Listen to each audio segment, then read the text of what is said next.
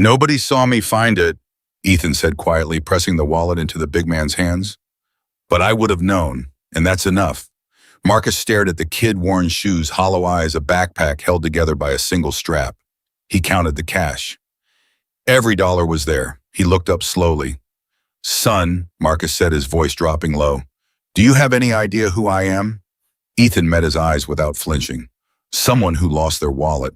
Before we go any further, if this story moves you, hit that subscribe button right now and follow along with us until the very end. Drop a comment below and tell me what city you're watching from. I want to see how far this story travels. The morning Ethan Walker found the wallet he hadn't eaten in 31 hours. He knew the exact number because he'd been counting.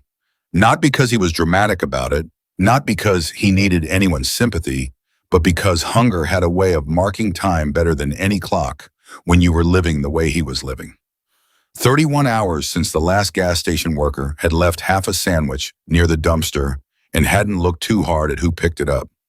31 hours of his stomach pulling tight against his spine every time he moved. He was 20 years old.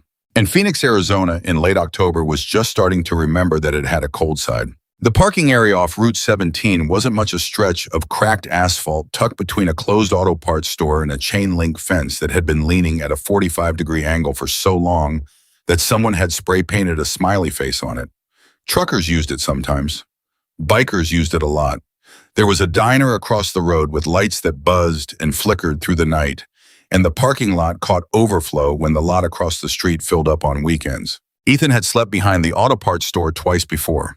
It was sheltered from the wind on 3 sides, and the security light on that corner had been burned out long enough that nobody had bothered to fix it. In the dark, he was invisible. In Phoenix, invisible was survival. He was working the edge of the lot that morning, not stealing, never stealing. He'd promised himself that a long time ago, just looking. People dropped things. They left things, a half-empty water bottle, sometimes a phone charger. Once memorably, a $20 bill folded into a Wendy's bag that someone had tossed from a window without looking. He'd eaten for 2 days on that 20. He wasn't proud of what his life had become, but he also wasn't going to pretend it was something other than what it was. He spotted the wallet at 6:14 in the morning. He knew the time because the diner sign across the road had a clock underneath it, one of those old analog things with a red second hand that jumped instead of swept. He'd been watching it the way hungry people watch anything that gives them something to focus on besides the hunger. The wallet was lying on the ground next to the rear wheel of a motorcycle. A big bike, black heavy, the kind that didn't apologize for the space it took up. The wallet was black leather, thick, and it had fallen in a way that suggested it had slipped out of a saddlebag when the bike was being loaded or unloaded. Nobody was near it. The lot had a handful of bikes parked at the far end, but their riders were inside the diner, visible through the window, hunched over coffee cups and plates. Ethan looked at the wallet for a long time before he picked it up. He told himself he was just going to look at it, figure out whose it was, find a way to get it back to the right person without making it into a whole thing. He picked it up and flipped it open. The cash hit him first. Not because he counted it immediately, he didn't. It was the thickness of it, the way the bills were packed in tight, a stack that pressed against the leather and gave the wallet its weight. He'd held wallets before. He'd found them, turned them in, watched people take them back without a word of thanks. He knew what a full wallet felt like. This one was something else. He pulled the cash out carefully and counted it, standing right there in the pale early morning light. His lips moved slightly as he went through the bills. Hundreds, 50s, a handful of 20s at the back. $4,300. Ethan stood very still. $4,300 was the kind of number that didn't even feel real when you were standing in a cracked parking lot with holes in both your shoes. It was a number from a different world, the world of people who had addresses and bank accounts and dinner tables. $4,000 was a deposit on an apartment. $4,000 was 3 months of breathing room. $4,000 was the distance between where he was and somewhere that wasn't this. He looked at the diner, he looked at the bikes, he looked back down at the cash in his hand, and then he found the ID. Marcus Hallahan. The name was printed on an Arizona driver's license, the photo showing a man with a heavy jaw, close-cropped gray at his temples, and eyes that looked like they'd decided something a long time ago and hadn't reconsidered since. There were other cards, a couple of membership cards, something that might have been a business card, a folded piece of paper he didn't open. And at the very back of the wallet, tucked behind everything else, like it was being protected, a photograph. It was a picture of the man from the ID Marcus, standing with a group of men outside what looked like a garage. Everyone in the photo was wearing the same kind of vest. Everyone was looking at the camera the same way. The way people look when the photo isn't just a photo, when it's a record of something that matters. Ethan stared at that picture for a long time. He didn't know anything about motorcycle clubs. Not really. He'd seen them on the road, heard the engines, noticed the vests. But he'd spent most of his life trying not to notice things that didn't concern him, because noticing things got you into trouble when you were homeless. You kept your head down. You made yourself small. You didn't look at people long enough for them to feel looked at. But he looked at that photograph. And something in the way those men were standing close solid, like they'd chosen each other, made his chest do something complicated. He closed the wallet. He stood there for a full minute, maybe longer, just holding it. $4,300. Nobody had seen him find it. Nobody was watching. Nobody would ever know. He thought about what that money could do. Not in an abstract way, not in a wishful way, but practically, concretely, the way someone who has been without thinks about resources. He could get a room, not a nice room, not even a decent room, but a room with a lock on the door and a bed that wasn't pavement. He could eat today. He could eat tomorrow. He could buy new shoes, the shoes, and maybe a jacket that didn't have a tear along the right shoulder that let the wind in no matter how he angled himself. He could disappear with this money and nobody would stop him. And then he thought about something else. He thought about the only thing he'd managed to hold on to through everything that had happened to him. Through the falling out with his family, through the months of couch surfing that turned into shelters, that turned into the streets. Through the people who'd promised to help and hadn't. Through the nights when the temperature dropped and the only thing standing between him and a genuinely bad outcome was the stubbornness that had always been both his best and worst quality. He'd held on to one thing. He had never taken what wasn't his, not once. Not even when it would have been easy. Not even when it would have gone unnoticed. Not even on the nights when the hunger was bad enough that his hands shook and the rationalizations came quickly and easily and made perfect, logical sense. He hadn't stolen.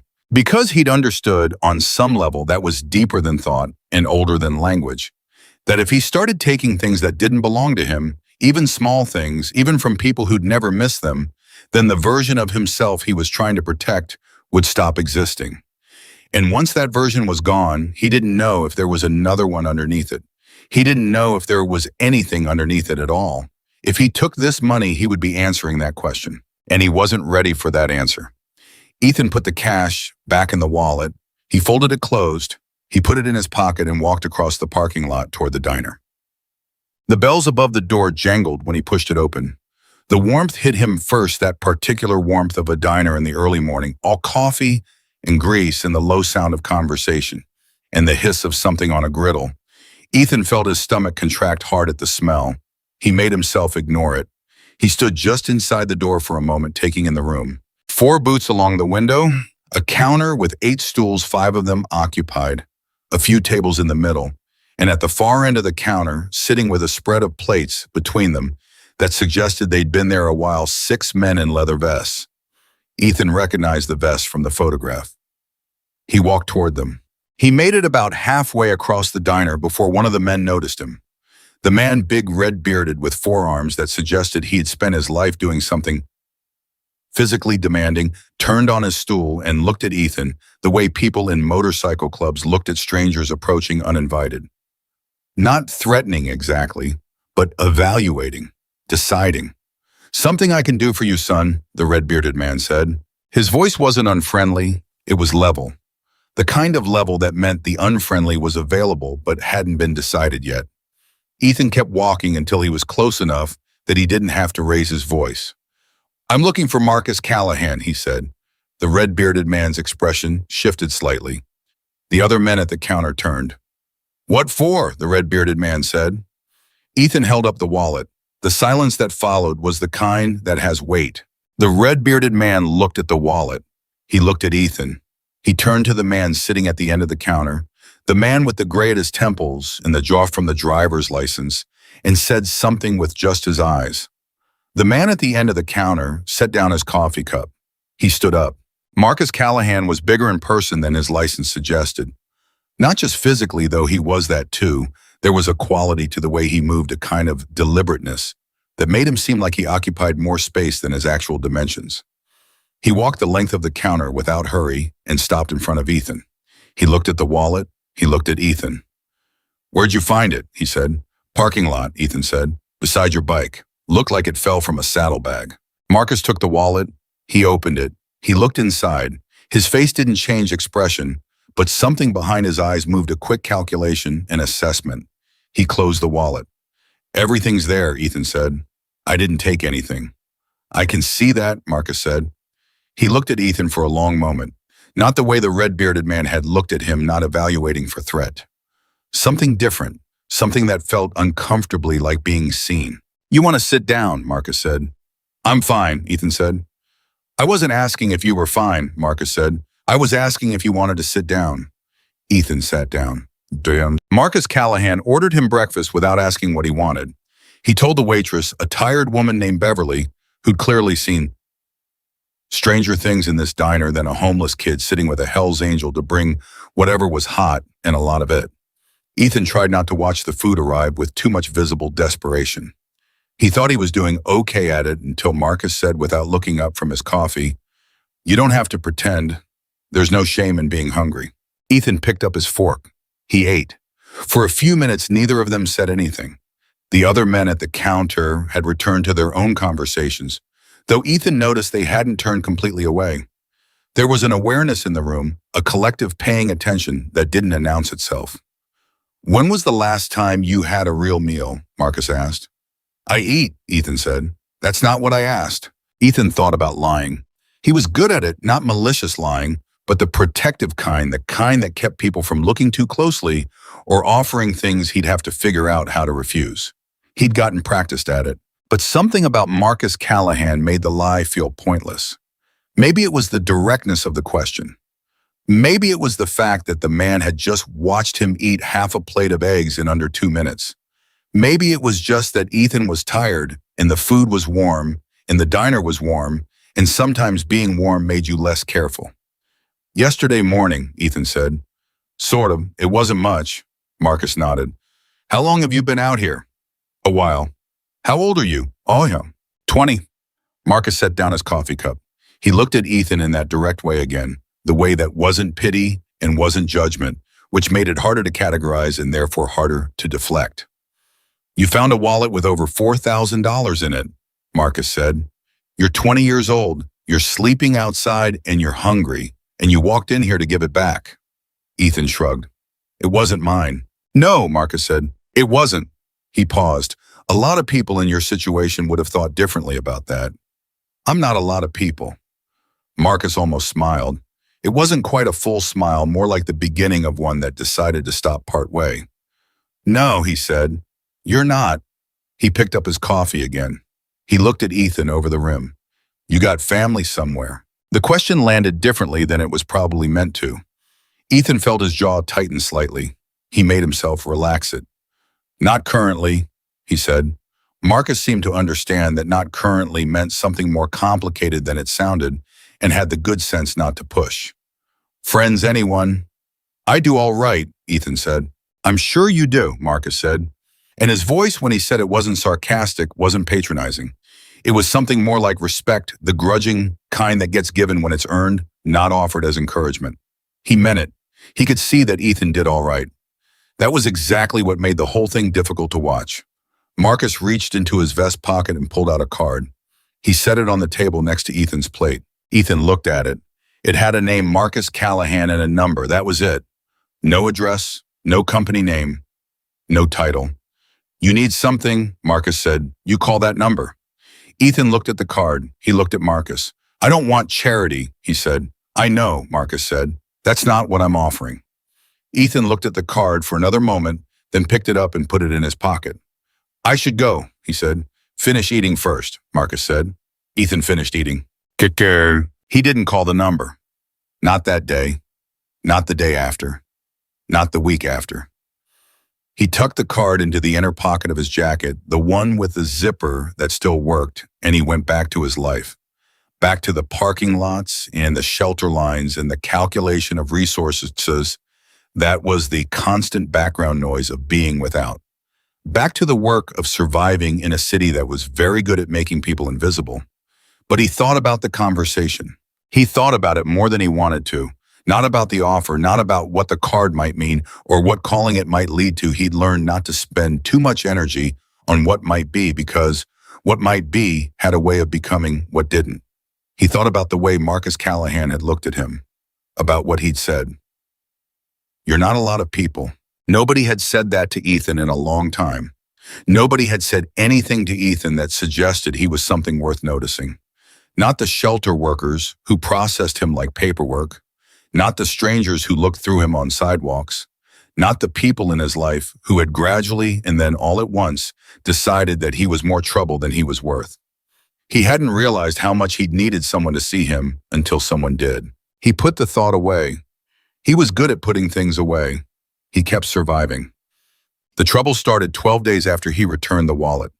It started with a man named Cole Ramirez. Ethan had seen Cole around before, one of those people who existed in the margins of the city, the same way Ethan did, but had made different decisions about what was acceptable and what wasn't. Cole was in his mid-30s, thin in the way that suggested more than just poverty, with a sharpness to his movements that Ethan had learned to associate with people who were always calculating the angle. Cole had been in the parking lot that morning. Ethan hadn't known that. He'd thought he was alone, but Cole had been there tucked into the shadow of the chain-link fence, and he'd seen everything. Seen Ethan find the wallet, seen Ethan open it, seen Ethan count the cash. He hadn't seen what Ethan did next. Or maybe he had, and it hadn't mattered, because the part he was going to use wasn't the ending. Cole approached Ethan 3 days after the diner at the shelter on Van Buren, where Ethan sometimes got a bed when he queued early enough. He came up beside Ethan in the dinner line, casual as anything, and said without looking at him, "I know about the wallet." Ethan kept his eyes forward. "Good for you."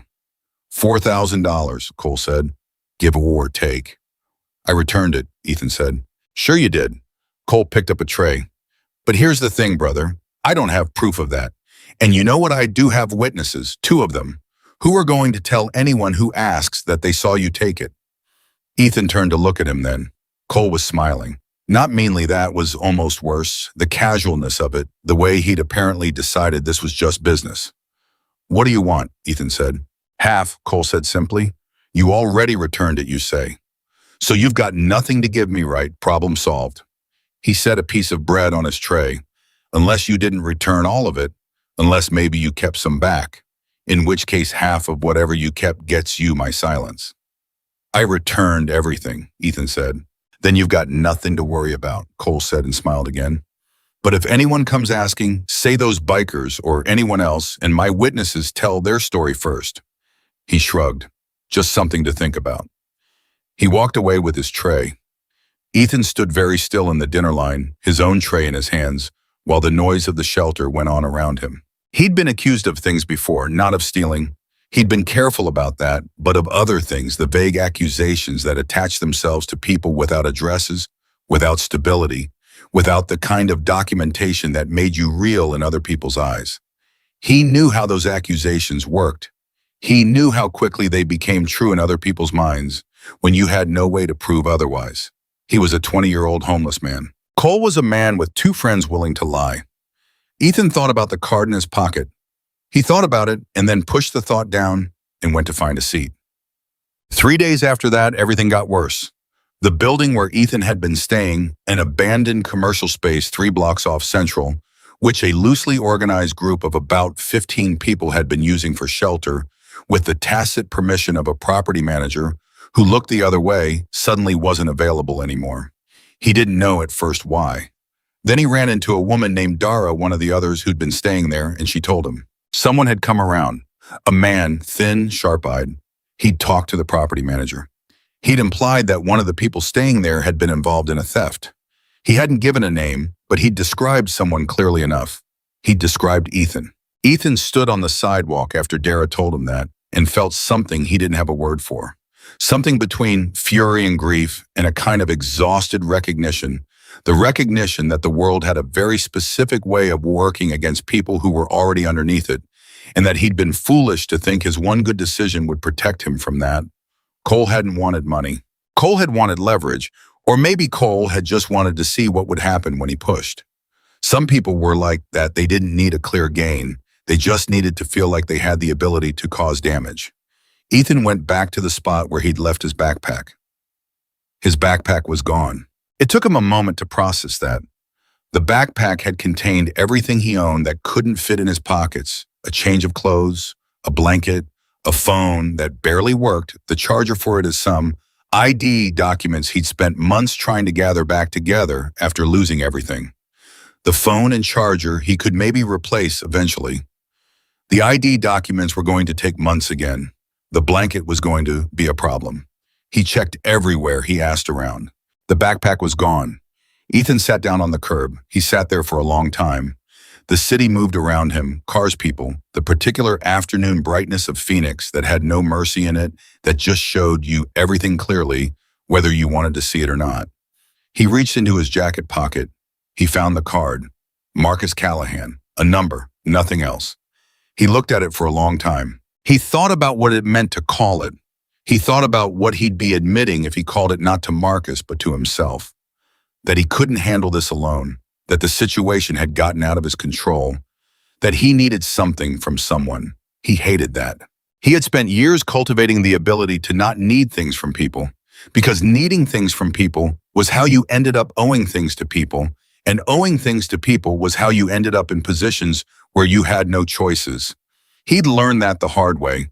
He'd learned it in a specific house with specific people at a specific age, and the lesson had embedded itself so deeply that he carried it the way other people carried their keys. But here was the thing. Here was the thing he kept coming back to, sitting on that curb with the sun beating down and no backpack and no shelter and no plan. He had already done the right thing. He had already done it at the worst possible time, under the worst possible circumstances, when the wrong thing would have been easy and profitable and invisible. He had done the right thing, and it had not protected him. It had not made things easier. If anything, it had drawn attention to him and given Cole Ramirez a story to twist. He had done everything right, and he was still sitting on a curb with nothing. So maybe the one thing he'd been most wrong about was the idea that accepting help was the same as losing something. Maybe the thing he'd been protecting so carefully wasn't actually strength. Maybe it was just a very convincing version of pride that had learned to call itself survival. He looked at the card. He picked up his phone, 3% battery, the charging port loose and unreliable, and dialed. It rang twice. "Yeah," said a voice. "Marcus Callahan," Ethan said. A pause. "Who's this Ethan Walker?" he said. "I'm the one who I returned your wallet about 2 weeks ago at the diner off Route 17. Another pause. Shorter. "I remember," Marcus said. His voice had shifted just slightly, something in it that hadn't been there at the start of the call. "What's going on?" And Ethan sitting on a curb in the afternoon sun with a dying phone and nothing to his name? Except a card someone had given him out of what might have been nothing more than decency told him. He told him about Cole, about the threats, about the witnesses Cole claimed to have, about the building and Dara and the property manager and his backpack. He told it plainly, without decoration, the way you tell things when you've run out of the energy required to frame them carefully. He told it like the truth, because it was. When he finished, there was silence on the other end of the line. Not a long silence. Maybe 5 seconds. Then Marcus said, "Where are you right now?" Ethan looked around at the street. He named the intersection. "Stay there," Marcus said. I don't want." "Stay there," Marcus said again. Not loud, not forceful, just certain. The call ended. Ethan sat on the curb. The phone died. He put it in his pocket and sat there as the afternoon moved into evening, and the sky over Phoenix started doing that thing it did sometimes, turning the kind of colors that seemed like they were apologizing for the heat of the day. Orange and pink and something close to purple at the edges, spreading out over the flat line of the city. He sat there and he waited. He didn't know what he was waiting for. He only knew that the voice on the other end of the phone had said, "Stay there," with a certainty that felt, for reasons he couldn't fully explain, like something worth listening to. So he stayed. The evening deepened around him. The streetlights came on. And Ethan Walker, 20 years old, Homeless, hungry, with everything he'd owned stolen and his reputation in this small corner of the city already being taken from him. Ethan Walker sat on that curb and did something he hadn't done in a very long time. He let himself believe that someone might actually show up. He waited 2 hours on that curb. Not because he had anywhere else to be. That was the honest version of it. He had nowhere else to be. Nothing else to do. No plan that extended beyond the next 60 minutes at any given point. But there was something else too.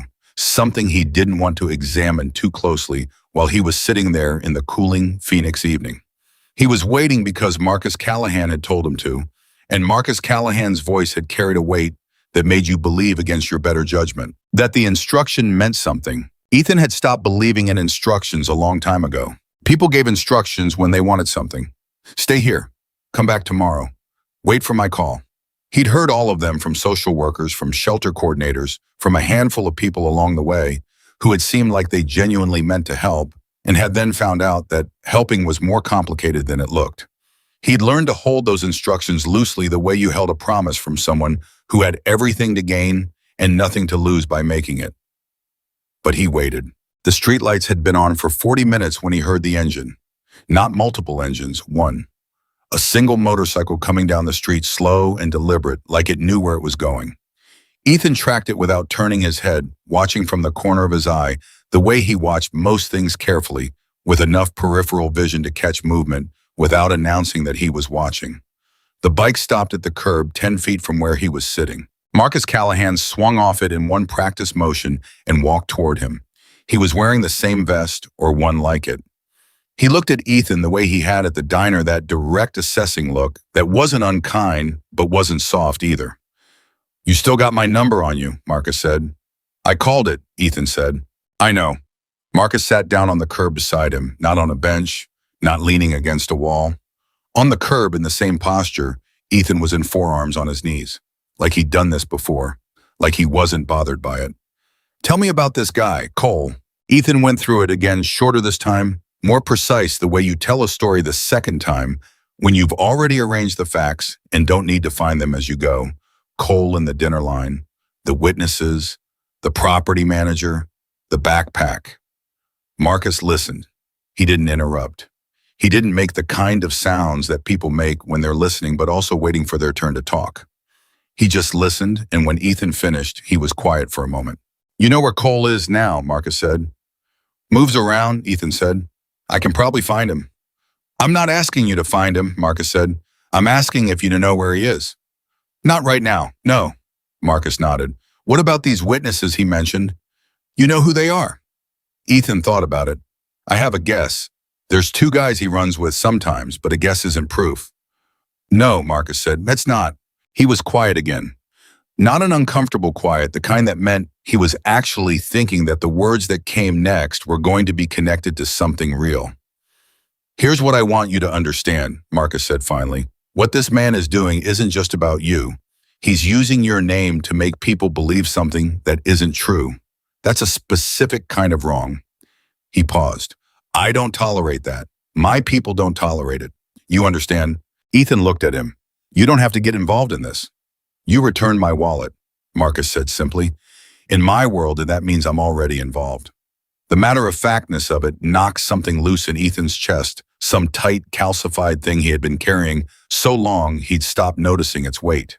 He looked away from Marcus down the street where a car was moving slowly past headlights sweeping. I don't want trouble, Ethan said. You're already in trouble, Marcus said. What you don't want is more of it. That's different. He stood up from the curb and pulled out his phone. He made a call, short, efficient, 3 sentences and done. Ethan didn't catch all of it. What he caught was a name, Ricky, and an address, and the words, find me what you can. Marcus put the phone away.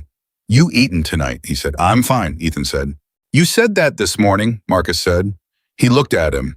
You said it then too. Doesn't seem to be accurate. Ethan almost said it again. He stopped himself. No, he said instead. I haven't eaten.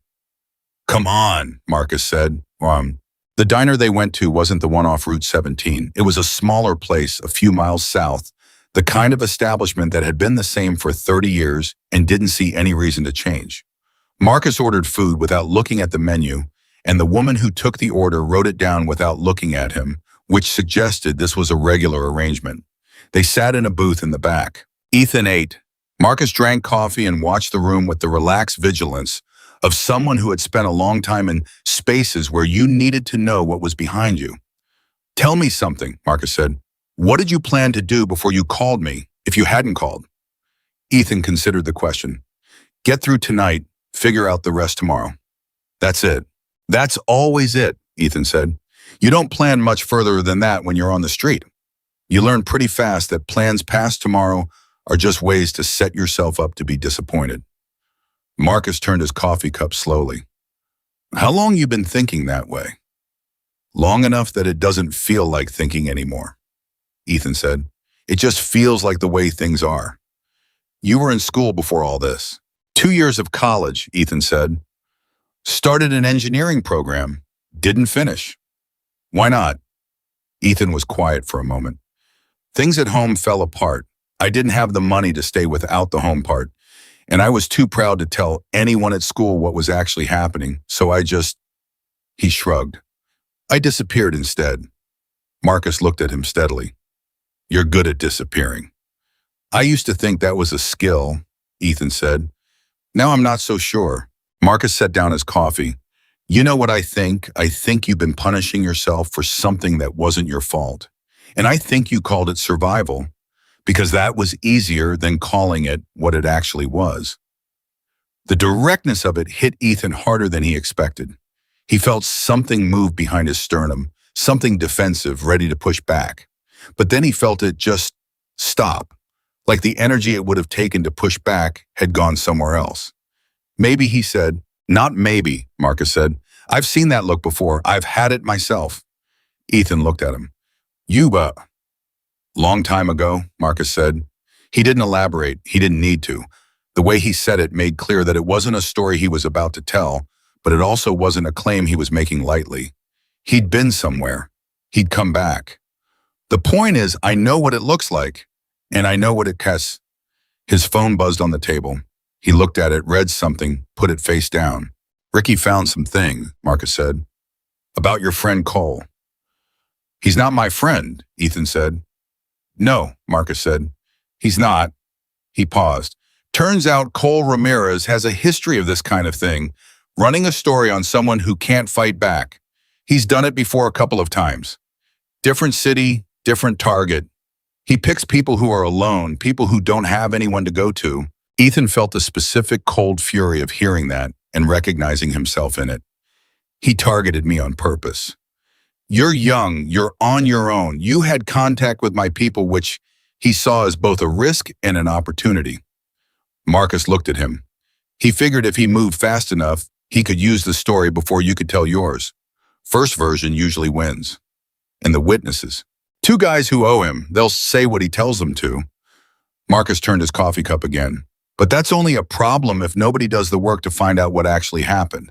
And Ricky's good at finding things out." Ethan sat with that for a moment. "What happens now?" "Now," Marcus said, "we get you somewhere to sleep tonight, and tomorrow we deal with the rest." "I told you I don't want charity." "I know what you told me." Marcus looked at him directly. "You've also been awake for most of the last 24 hours. You've had your shelter taken away by a man telling lies about you, and you've lost everything you own. There's a difference between charity and basic logistics. Accept the logistics." It was such a flat, practical reframing that Ethan's objection seemed to fold in on itself before he could even raise it properly. "All right," he said. Marcus nodded. "Good." Ethan. He slept that night on a cot in a back room of a garage that smelled like motor oil and old metal and faintly like coffee from the machine in the corner.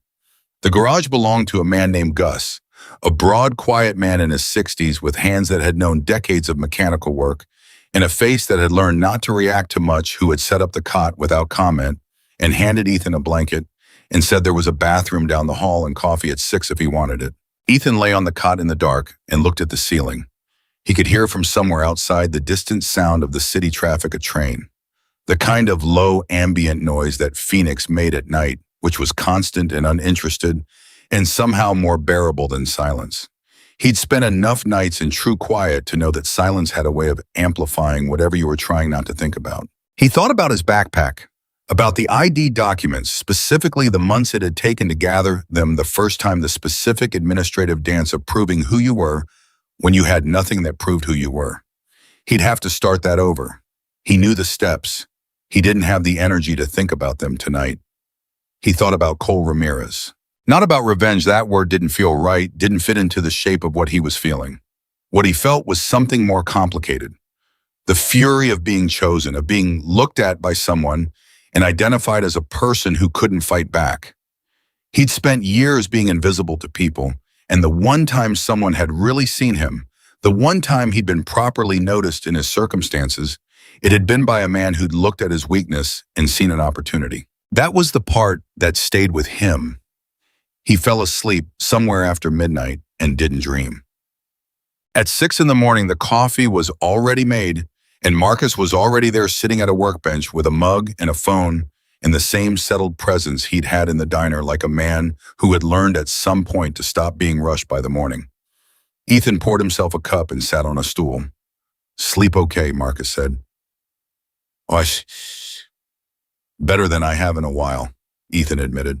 Marcus nodded. He slid a piece of paper across the workbench. "Ricky put this together last night. Names, dates, a few other things. What Cole Ramirez has been doing and when." Ethan looked at the paper.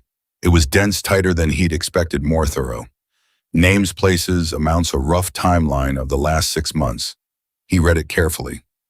When he looked up, he said, "This is enough to do something with." "It's enough for the right people to know the truth," Marcus said, "which is what matters." "Who are the right people?" Marcus smiled. The full version this time.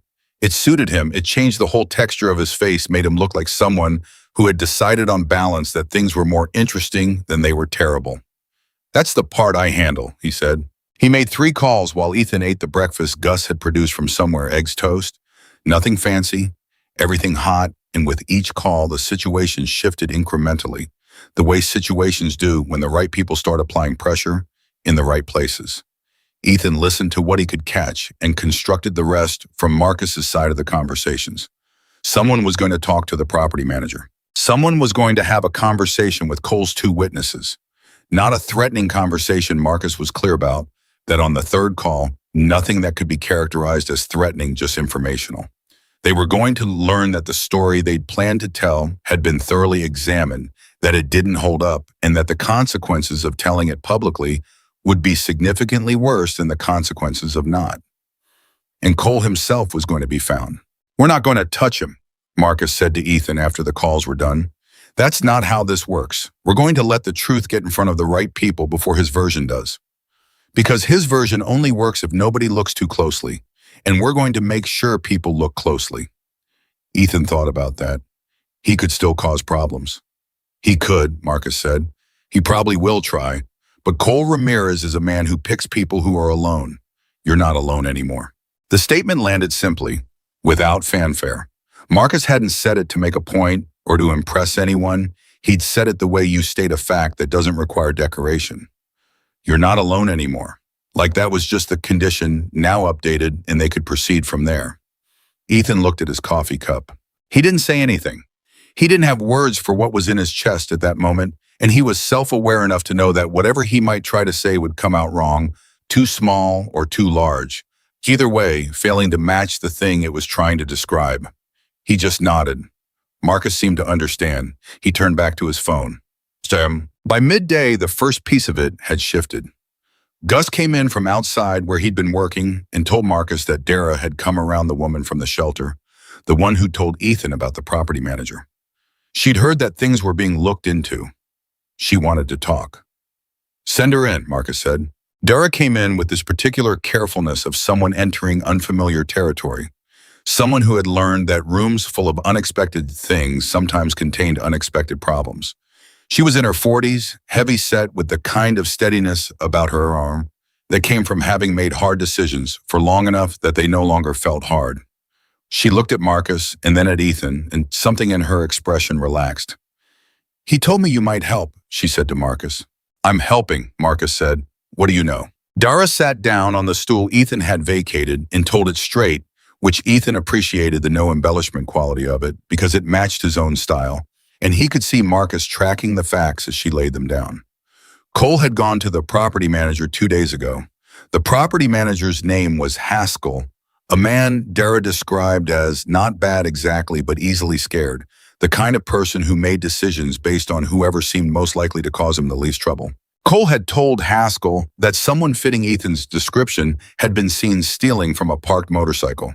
He'd implied there were bikers involved who were unhappy about it. He'd strongly suggested that Haskell didn't want those bikers associating the property with a person they were looking for. Haskell had made the building unavailable that same afternoon. Cole knew about the bikers already, Ethan said, thinking it through. He knew from watching that morning. He knew returning the wallet meant I'd had contact with them, so he used that as the threat. He flipped it, Marcus said, made the bikers the danger instead of the protection. Haskell doesn't know anything about how any of this works, Dara said. He just knew someone came in, seemed confident, seemed like they had connections and told him something he didn't want to deal with. So he didn't deal with it. Marcus was quiet for a moment. Would Haskell tell the truth if someone explained the actual situation to him? If he understood there was no threat, Dara said, yeah, he's not dishonest, he's just scared. Then that's where we start, Marcus said. He stood up. He looked at Ethan. Come with me. Haskell's office was in a strip of commercial units off McDowell, the kind of space that existed primarily to have a mailing address, a metal desk, and a phone. The man himself was exactly what Dara had described late 50s, the look of someone who had chosen the path of least resistance at so many forks in the road that he'd arrived at a place considerably smaller than where he'd intended to be and had made his peace with it in a way that had made him slightly smaller too. He looked up when Marcus walked in and the blood left his face. I'm not here to cause any problems, Marcus said immediately. He said it calmly, sitting down across from Haskell without being invited to sit, but somehow making the act seem like courtesy rather than presumption. I'm here to clarify something you were told that was untrue. Haskell looked at Marcus. He looked at Ethan, his hands flat on the desk, pressed down harder. Who are you? He said. My name is Marcus Callahan, Marcus said. He reached into his vest and put the leather wallet on the desk. Just set it there. That young man, he nodded at Ethan, found this 2 weeks ago in a parking lot. It's mine. It had over $4,000 in it. He returned it untouched and walked away without asking for anything. Haskell looked at the wallet. He looked at Ethan. The man who came to see you, Marcus said, told you that this young man stole from a motorcycle. That is a lie. The man's name is Cole Ramirez, and he told you that lie specifically so that you would remove Ethan from his shelter. He did it because Ethan refused to participate in something Cole wanted to do. Haskell's face went through several things rapidly. I didn't know. I know you didn't know, Marcus said. That's why I'm here. Not to blame you, to inform you. He seemed so sure, Haskell said.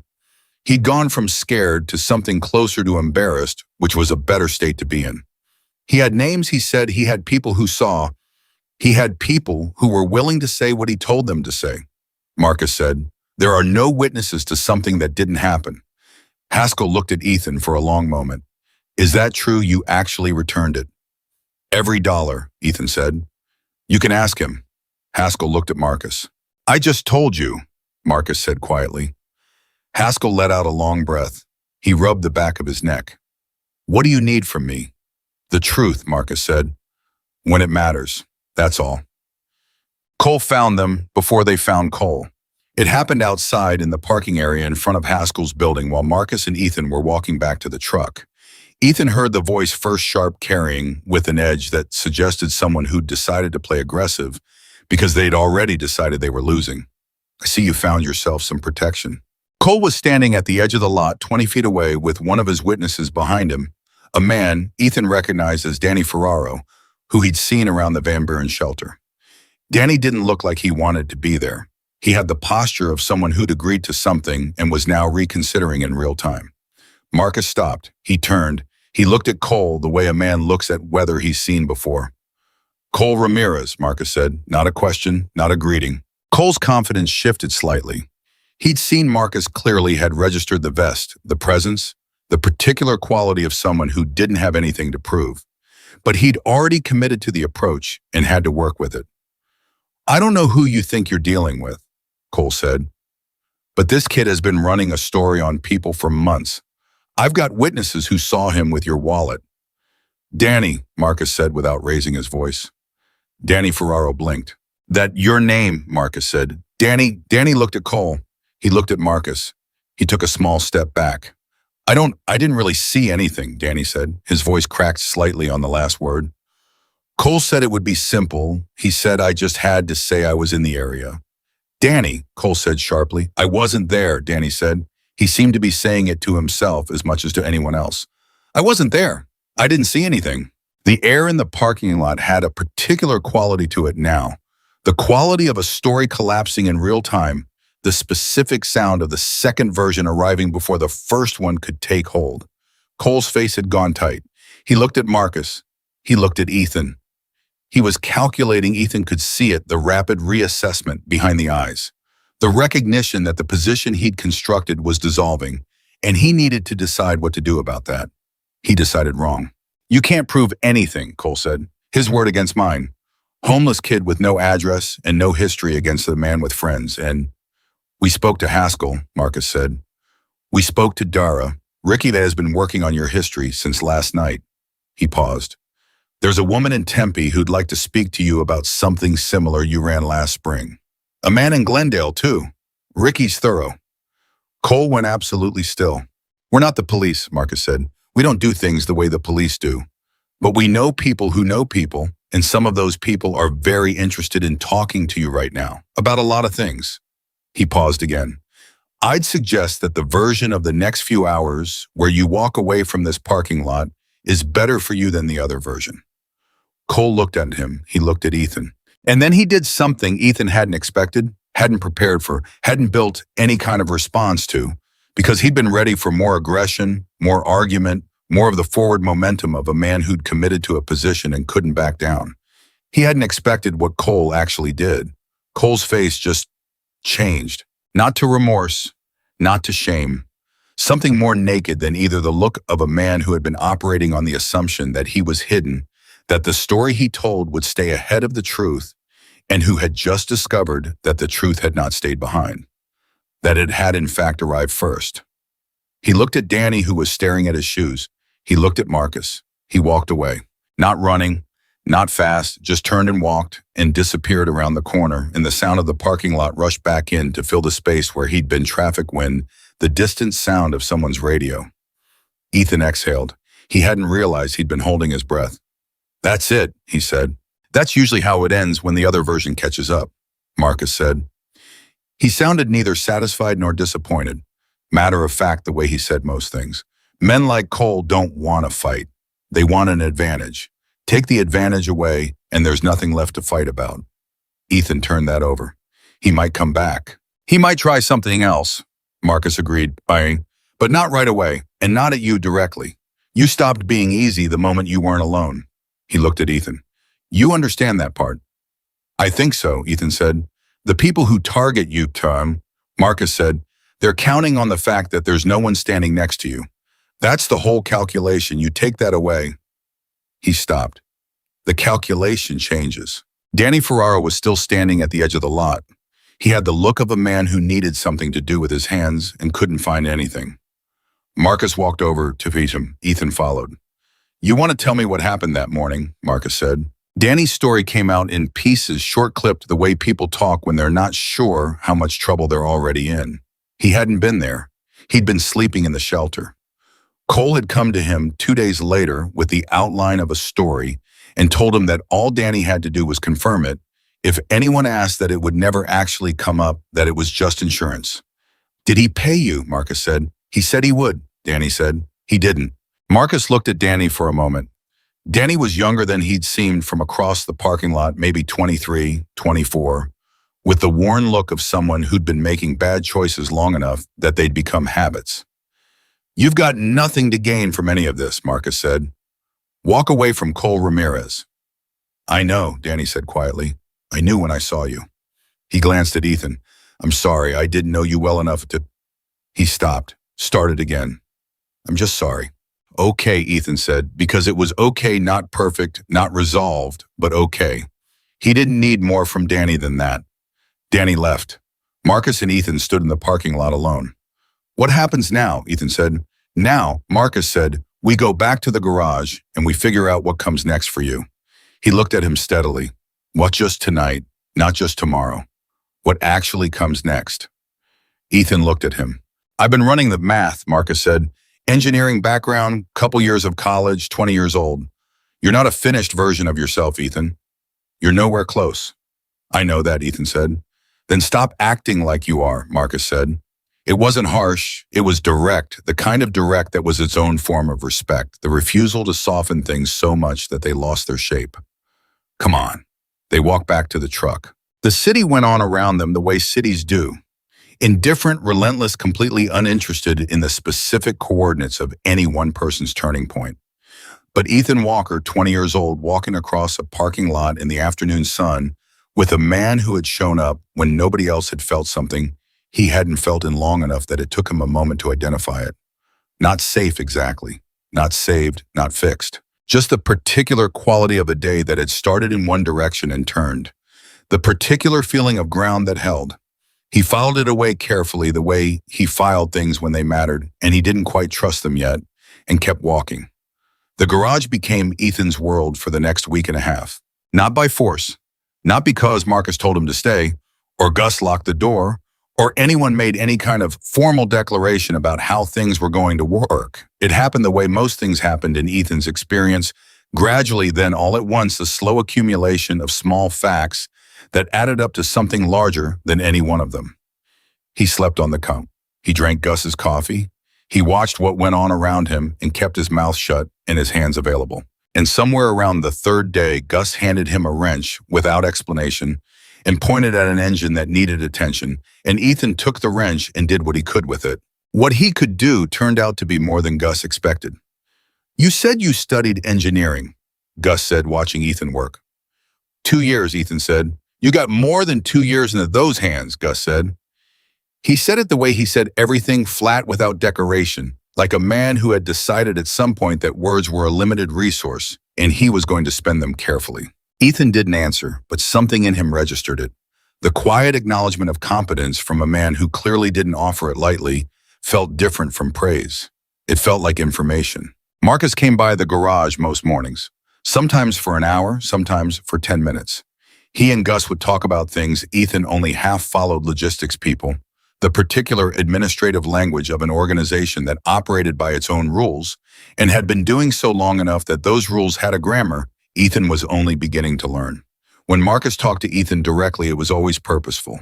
He didn't make small talk. He asked specific questions and expected specific answers, and the conversations always felt like they were building towards something, though Ethan couldn't always see what. On the 6th day, Marcus asked him about the engineering program. What specifically? What he'd been studying, what he'd been good at, what had pulled him toward it in the first place. Mechanical systems, Ethan said. The way things work together. How you can look at a broken thing and understand it by understanding its parts. That's what you like about it, the understanding. I like that the answer is always there, Ethan said. You look at something mechanical, something broken, the problem exists. The solution exists. You just have to find the path between them. It doesn't depend on anyone's opinion. It's just true or it isn't. Marcus was quiet for a moment. You don't trust opinions much. I trust what I can verify, Ethan said. Marcus looked at him with that steady, assessing look. And yet, he said you trusted me enough to call. Ethan didn't have an answer for that. Or maybe he did, and it was the kind of answer that required more honesty than he was ready to spend in a single conversation. He looked back at the engine he was working on. I didn't have other options, he said. You had options, Marcus said. You chose this one. He left it there. He was good at that, at saying the exact thing that needed to be said, and then not adding to it, not underlining it, not waiting for Ethan to respond in a way that confirmed he'd understood. He just said it and moved on, and the statement sat in the air like something Ethan was going to have to come back to eventually. He came back to it that night, lying on the cot, listening to the city outside. He had chosen to call. Out of everything available to him, the shelters, the streets, the grinding, daily navigation of surviving alone, He had chosen to call a man he'd spoken to once for 40 minutes in a diner. He'd chosen it not because it was practical or logical or guaranteed to produce results, but because something in the conversation had registered as real, as genuine, as the specific frequency of a person who meant what they said. He hadn't trusted that feeling in a long time. He still wasn't entirely sure he should, but the call had been answered. The food had been real. The cot was real. The wrench in his hand that afternoon had been real. Maybe that was enough of a test for now. On the 8th day, Ricky showed up at the garage. Ethan had heard the name but hadn't met the man. Marcus mentioned him the way he mentioned most of his people, as a fact rather than a description, assuming that the name carried sufficient information on its own. In person, Ricky was smaller than the name suggested. Mid-40s, compact, with the kind of face that watched more than it showed, a face built for gathering information rather than broadcasting it. He shook Ethan's hand with the brisk efficiency of someone who had a lot of hands to shake and couldn't afford to be sentimental about any of them. "Kid did good with the Haskell situation," Ricky said to Marcus, nodding toward Ethan. "He was there," Marcus said. "He didn't run." "Neither did he panic," Ricky said. "When Cole showed up, a lot of people panic." Ethan, who was standing close enough to hear all of this, said, "I've been in worse situations." Ricky looked at him. "Yeah," he said, not doubting, genuinely interested. "What do you do when it's worse?" "I get quiet," Ethan said. "Focus on the next 5 seconds. Whatever I need to do in the next 5 seconds." Ricky looked at Marcus. Something passed between them, a quick sideways look that carried more information than a sentence. "Cole's gone, by the way," Ricky said. "Left the city, not because we pushed him out, because Glendale got interested.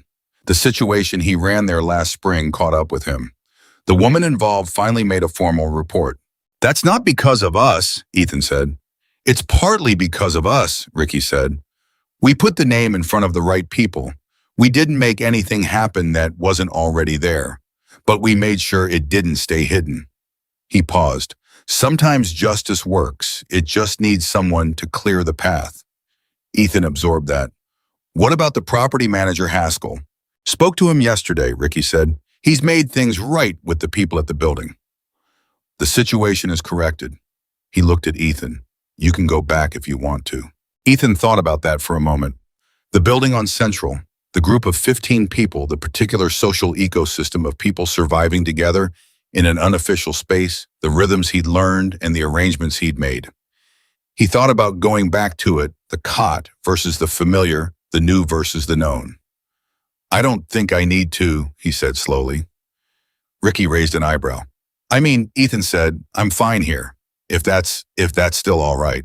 He looked at Gus, who was at the other end of the garage, pretending not to listen. "Fine by me," Gus said without turning around. "Hell yeah." It was Marcus who finally told him what he was thinking. Not hinting, not suggesting, not laying out pieces for Ethan to assemble on his own. Marcus Callahan was a man who communicated directly, and when he'd made a decision about something, he laid it on the table and let it be examined. He came in on a Thursday morning, poured himself coffee, sat down across from Ethan at the workbench, and said, "I want to talk to you about something." "Okay," Ethan said. "This shop needs a second mechanic," Marcus said. "Gus is good, but he's one person, and the work's been outpacing him for about a year. I've been looking at options for a while." He paused. "You're not a finished mechanic. You'd be learning, but you've got the base for it, the engineering, understanding, the hands, the patience. And Gus says you're better than you're letting on." Ethan looked at him. "You're offering me a job." "I'm offering you a position," Marcus said. "There's a difference. As a job is transactional. You work, you get paid, you go home. A position means you're building something. You're learning a trade. You're becoming someone who has a skill that's worth having." He met Ethan's eyes.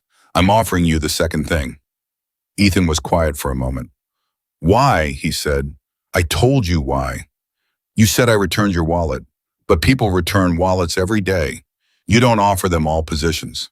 Marcus considered that. "No," he said, "I don't." He set down his coffee cup. "You want the actual answer, yes. Because the choice you made that morning, not just returning it, but returning it the way you did the state you were in, that's not a small thing." He paused. "I've met a lot of people in my life who talked about integrity, about doing the right thing. Most of them meant they did the right thing when the cost was manageable. when it didn't require anything real from them. He looked at Ethan. You did it when the cost was everything you had. When you could have justified the other choice to anyone, including yourself. You didn't. He shook his head slightly. I don't find that often. I'm not going to ignore it when I do. Ethan felt the words land somewhere deep in the part of him that had been running on empty for so long that he'd forgotten what it felt like to be seen accurately. Not charitably accurately.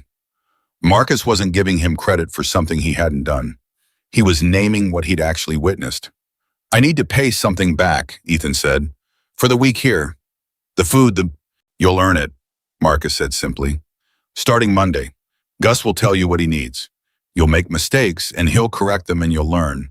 That's how it works. He paused. There's a room above the garage. Nothing fancy. Clean private has a lock. Rent comes out of what you earn, not charity. Not charity, Ethan repeated. An arrangement, Marcus said. You bring something. We bring something. It works because both sides hold up their end. He extended his hand across the workbench. You in, Ethan looked at the hand.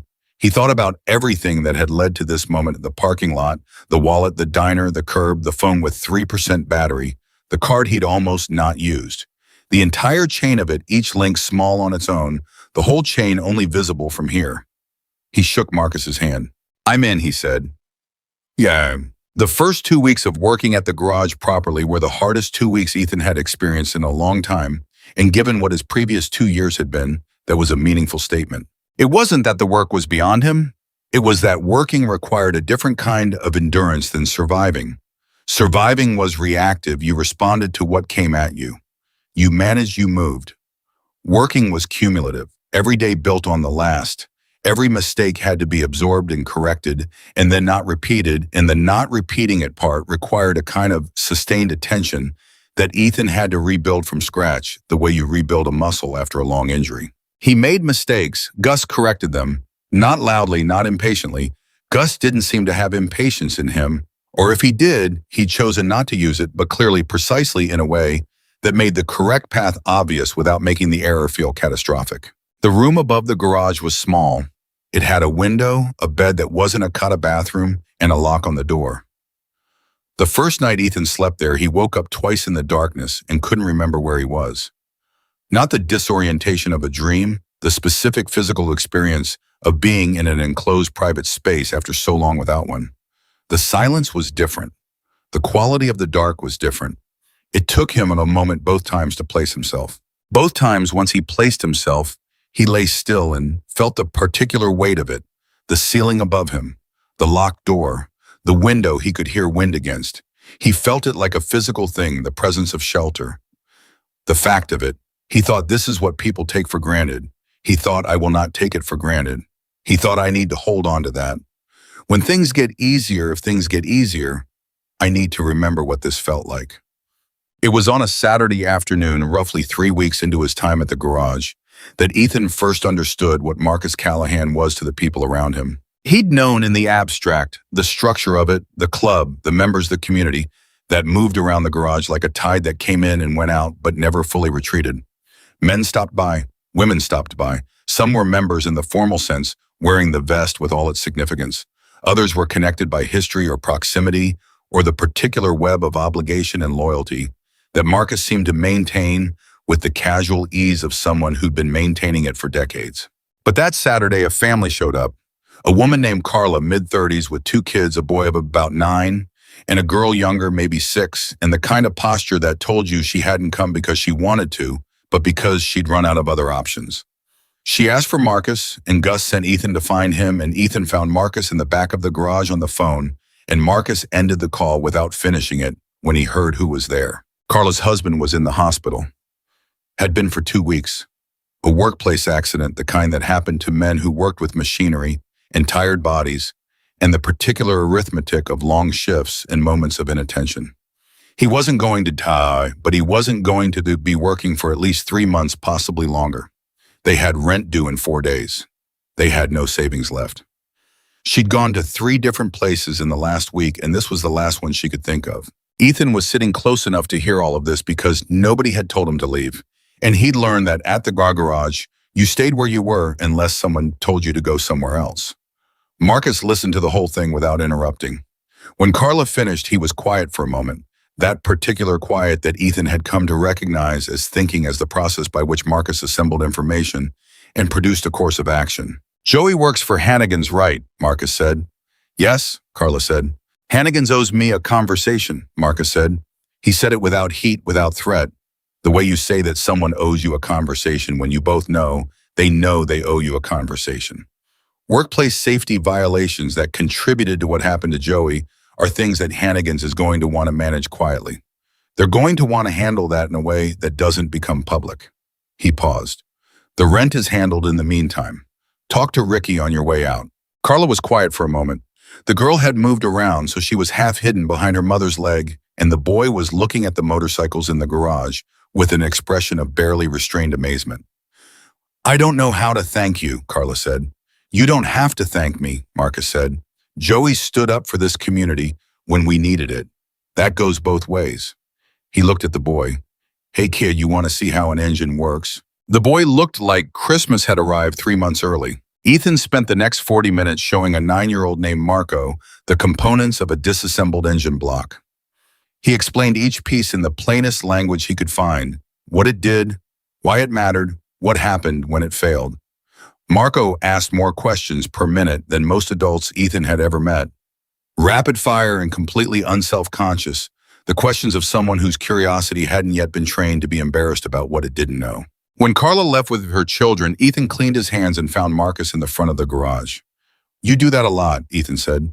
Do what? Marcus said. Help people, the way you helped her. Marcus looked at him. Is that a serious question? Yeah, Ethan said. Marcus seemed to consider how to answer. You know what this, he gestured a motion that encompassed the garage. The vests, the whole structure of it, is actually for what it's actually about underneath everything. Not entirely, Ethan admitted. Loyalty, Marcus said. The real kind, not the kind people talk about in speeches.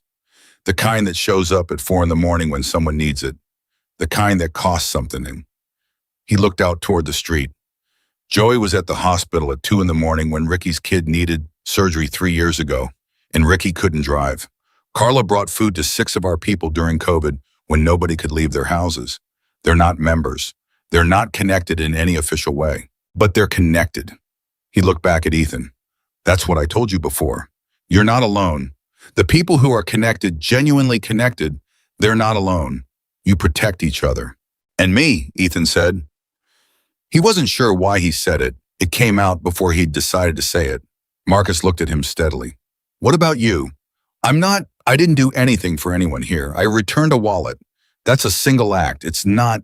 You protected something, Marcus said.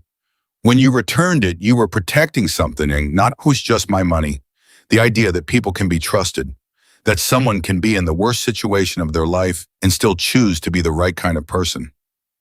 He paused. You think I'm the only one who needed to see that?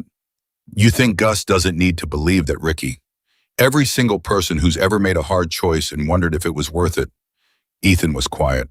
You gave us evidence, Marcus said simply. We owed you for it. 3 days later, Marcus told him about the gathering. Not a meeting, Marcus was specific about that. A gathering. Something that happened twice a year when members from across the region came together. Not formal, not ceremonial in any official sense, but significant. The kind of significant that was understood rather than stated. I want you to come, Marcus said. Why? Ethan said. Because I want people to meet you, Marcus said. Ethan felt the first edge of something he recognized as nerves. I'm not a member. I don't belong at something like. I'm inviting you, Marcus said. That's how belonging works. Someone opens the door. Ethan thought about it for a day. He sat with the unease of it, the particular discomfort of being presented to a large group of people who had context he didn't, who had history with each other. He'd never have, who looked at the world through a framework he was only beginning to understand the edges of. He thought about what it would feel like to walk into a room of 350 people who didn't know him. He thought about what it had felt like to walk into the diner that morning 3 weeks ago with a dead man's wallet in his pocket and nothing else. He'd done that. He could do this. Okay, he told Marcus. John. The gathering was held at a property outside the city, a large open space that had been in the same family for 2 generations, with a structure that could hold people when it needed to and open air when it didn't. Ethan arrived with Marcus and Gus pulling in behind a line of motorcycles that stretched longer than he'd expected. He'd known the number in the abstract. Marcus had mentioned it once in passing, 350, give or take, but abstract numbers and actual numbers were different things. He stood outside for a moment, just taking it in. The sound of it, the voices, the engine still settling, the particular ambient noise of a very large number of people in a shared space who knew each other well enough that the energy between them was easy rather than careful. He'd been in crowds before, shelter lines the street and all the compressed together spaces of a city, but this was different. This had texture. This was community in the specific sense, the kind with history and fault lines and the complicated love of people who had chosen each other and kept choosing each other in the face of evidence that would have driven apart people with less commitment. Marcus put a hand briefly on Ethan's shoulder, not to steer him, just to acknowledge the moment. "Come on," he said. Inside, Ethan stayed close to Marcus and Gus for the first hour. He was introduced to people whose names he immediately forgot, too many too fast, the social overload of a situation where every person you met had a face and a name and a context that all needed to be filed somewhere. He shook hands. He answered questions. He was aware of being looked at, of being assessed, of the process by which a community evaluates someone new, not hostile, just thorough. The careful evaluation of people who had learned that who you let in mattered. Ricky found him at one point materialized at his elbow with a particular low-key efficiency that seemed to be his default state. "How you holding up?" Ricky said. "Fine," Ethan said. "You've said that word wrong every time you've used it," Ricky said. "You mean overwhelmed?" Ethan almost laughed. "Maybe. It gets easier," Ricky said. "No. First time in a room like this is the hardest. After a while, you stop seeing 350 people and you start seeing the ones you know." He looked around. "Which is everyone eventually." "That's a long eventually," Ethan said. "Yeah," Ricky said, "but it's not optional if you want the real thing." He disappeared again. An hour in, Marcus found Ethan at the edge of the room and said, "There are some people I want you to talk to."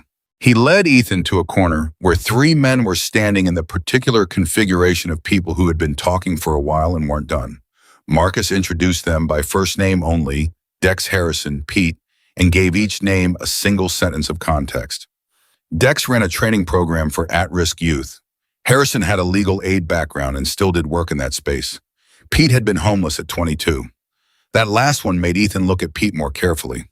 Pete was in his 50s now, compact and solid, with the look of a man who had built himself from materials that hadn't started out promising.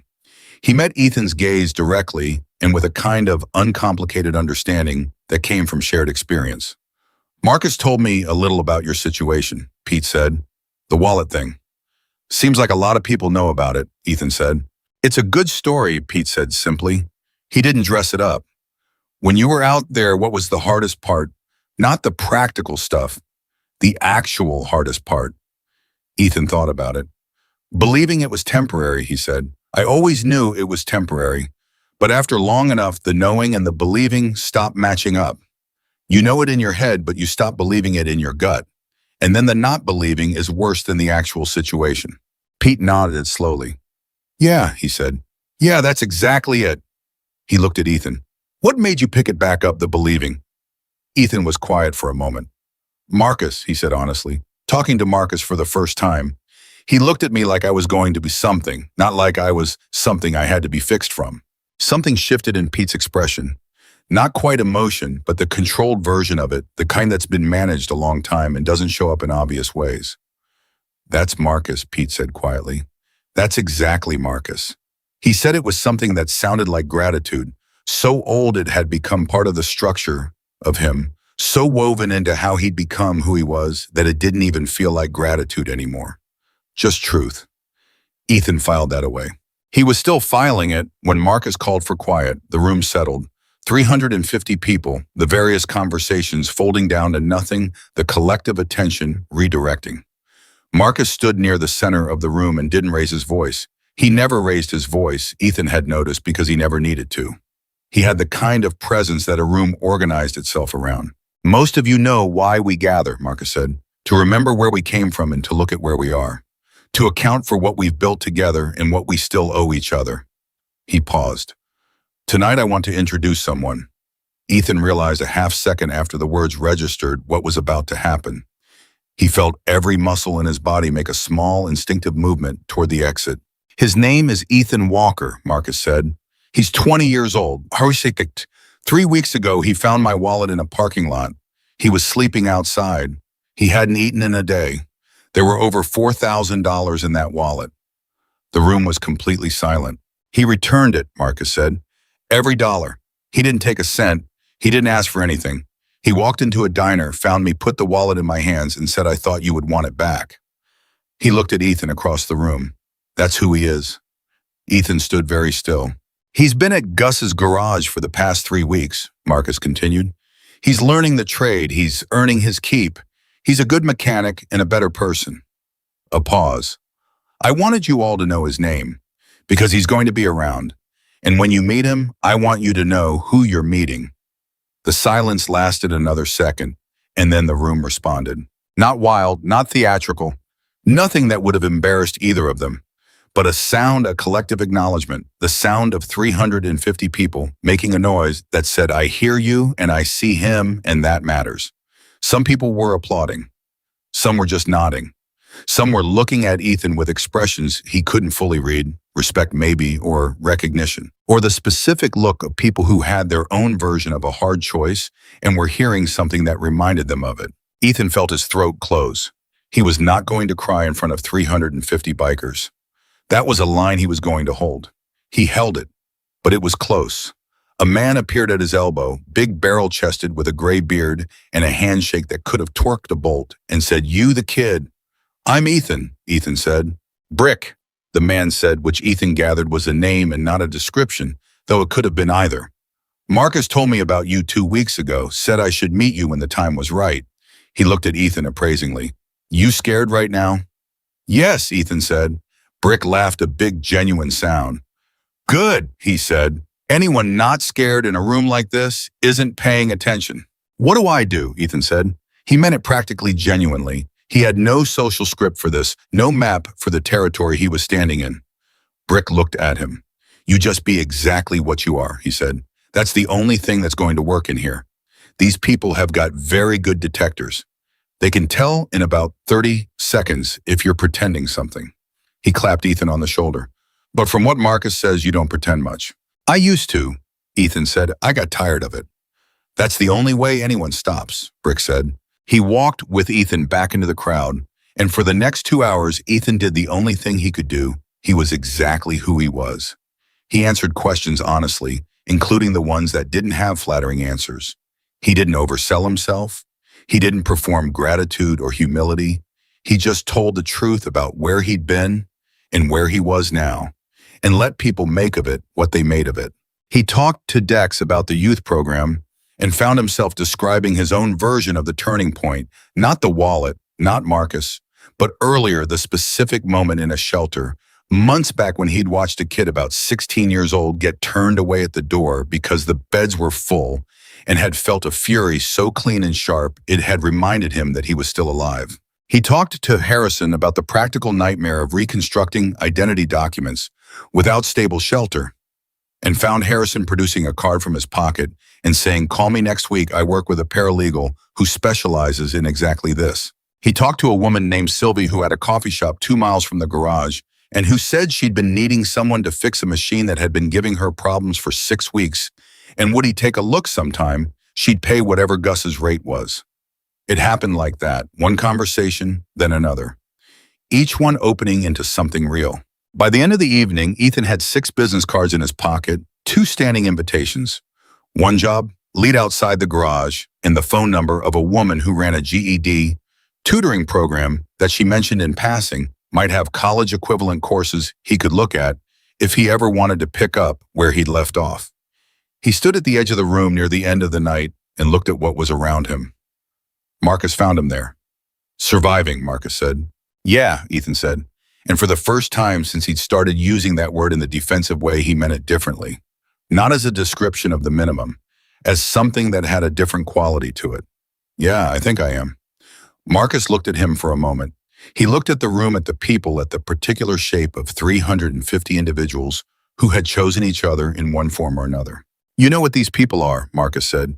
When you strip away everything else, the bikes, the vests, all of it. No, Ethan said. Proof, Marcus said simply. Every single one of them is proof that a person can come from something hard and choose to build something good. Some of them came from further than you. Some of them not as far, but every one of them made a choice at some point. He looked at Ethan. You made yours 3 weeks ago in a parking lot at 6 in the morning. Most of these people know what it cost. That's why they heard your name tonight and responded the way they did. Ethan looked out at the room. He thought about the 20-year-old who had stood in a parking lot at dawn with $4,000 in his hands and no one watching and nothing to lose by keeping it. He thought about who that person had been, the core of him, the part that had survived everything by refusing to become something it wasn't. He thought about that person walking into a diner, finding a man at a counter saying, I thought you would want it back. He hadn't known that morning that the statement was about more than a wallet. He understood it now. He was still standing in it. The morning after the gathering, Ethan woke up at 5:15 without an alarm. Old habit. The body didn't forget what it had learned to survive, that the early hours belonged to the people who needed them. That sleeping past dawn was a luxury that belonged to a different category of person than the one he'd been for the past 2 years. Even now, with the locked door and the window in the ceiling that was his for as long as he held up his end of the arrangement, his eyes opened at 5:15, and his brain was already running before he was fully conscious of running it. He lay still for a moment and listened. The garage below him was quiet. The city outside was in that particular pre-dawn register. Not silent, never silent, but muted the full volume of Phoenix, still an hour away from switching on. He could hear his own breathing. He could hear very faintly the sound of wind against the window. He thought about the night before. Not in the way he'd expected to think about it. Not with the anxious retrospective dissection of a person reviewing every word they'd said and every impression they'd made. He thought about it in images. Brick's handshake, Harrison's card, the sound the room had made when Marcus said his name, Pete's face when Ethan described what the hardest part had actually been. He thought about Sylvie and her coffee shop machine and the phone number of the tutoring program. He thought about Dex and the youth program and the way Dex had listened with the particular attention of a person who was already calculating how information could be used not for himself, but for someone else. He thought about Marcus standing beside him at the end of the evening, looking at the room, saying every single one of them is proof. Ethan got up. He made coffee in the small setup in his room, a kettle, a single cup filter, the ground coffee Gus had wordlessly placed on the shelf when Ethan moved in, and he sat on the edge of the bed with the mug in both hands and did something he hadn't allowed himself to do in a long time. He thought about the future, not the next 5 seconds, not tomorrow morning. The future, the actual one. The one that extended past immediate survival into something with shape and direction. He'd been so careful not to think about it, so disciplined in keeping his horizon close, that he'd almost forgotten that a horizon was supposed to move. He thought about the engineering program.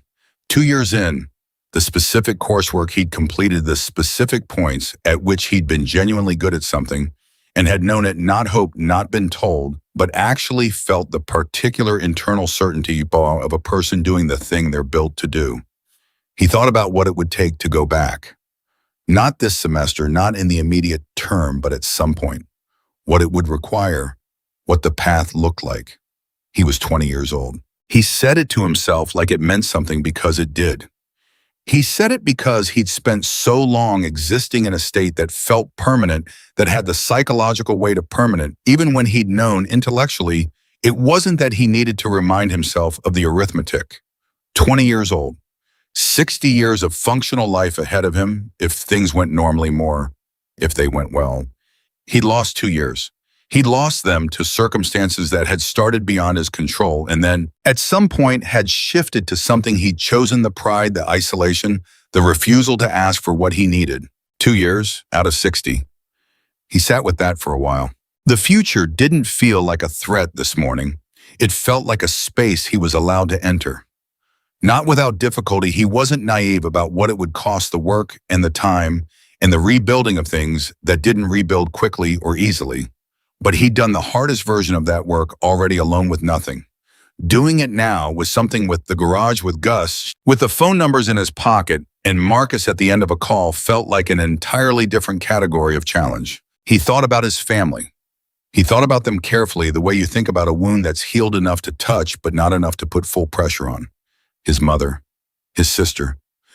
The specific sequence of events that had left him on the outside of that door, the complicated arithmetic of pride and pain and misunderstanding that had accumulated until the door had closed and neither side had moved to reopen it. He hadn't thought about them clearly in months. He'd kept the thought at arm's length in the peripheral zone where things lived when you knew they were there but couldn't afford to deal with them directly. He thought about them now. He didn't reach for his phone. He wasn't ready for that. But he thought about them, and the thinking didn't have the same edge. It usually did the sharp, flinching quality of touching something that hurt. It had a different quality, unresolved, complicated, but not sealed. He filed it away and went downstairs to start work. Gus was already there, as he always was, in the specific way that it suggested Gus had never not been there and had possibly been built into the structure of the garage along with the lift and the tool racks. He handed Ethan a clipboard without looking up. Transmission job came in last night, Gus said. Customer needs it by Thursday. Should take you most of today and maybe part of tomorrow. Ethan looked at the clipboard. Make model your description of the problem. He knew the model had worked on 3 weeks and under Gus's instruction and had made 2 mistakes and corrected them both. I can do this, Ethan said. I know, Gus said. That's why I gave it to you. Ethan looked at him. You're not going to supervise. I'm going to be 20 feet away doing my own work, Gus said. If you need me, I'm 20 feet away. He looked at Ethan over the rim of his reading glasses. You've been ready for a solo job for a week. I was waiting for you to know that you were ready. What made you think I knew? You stopped asking me to check everything twice, Gus said. He turned back to what he was doing. Get started. Ethan got started.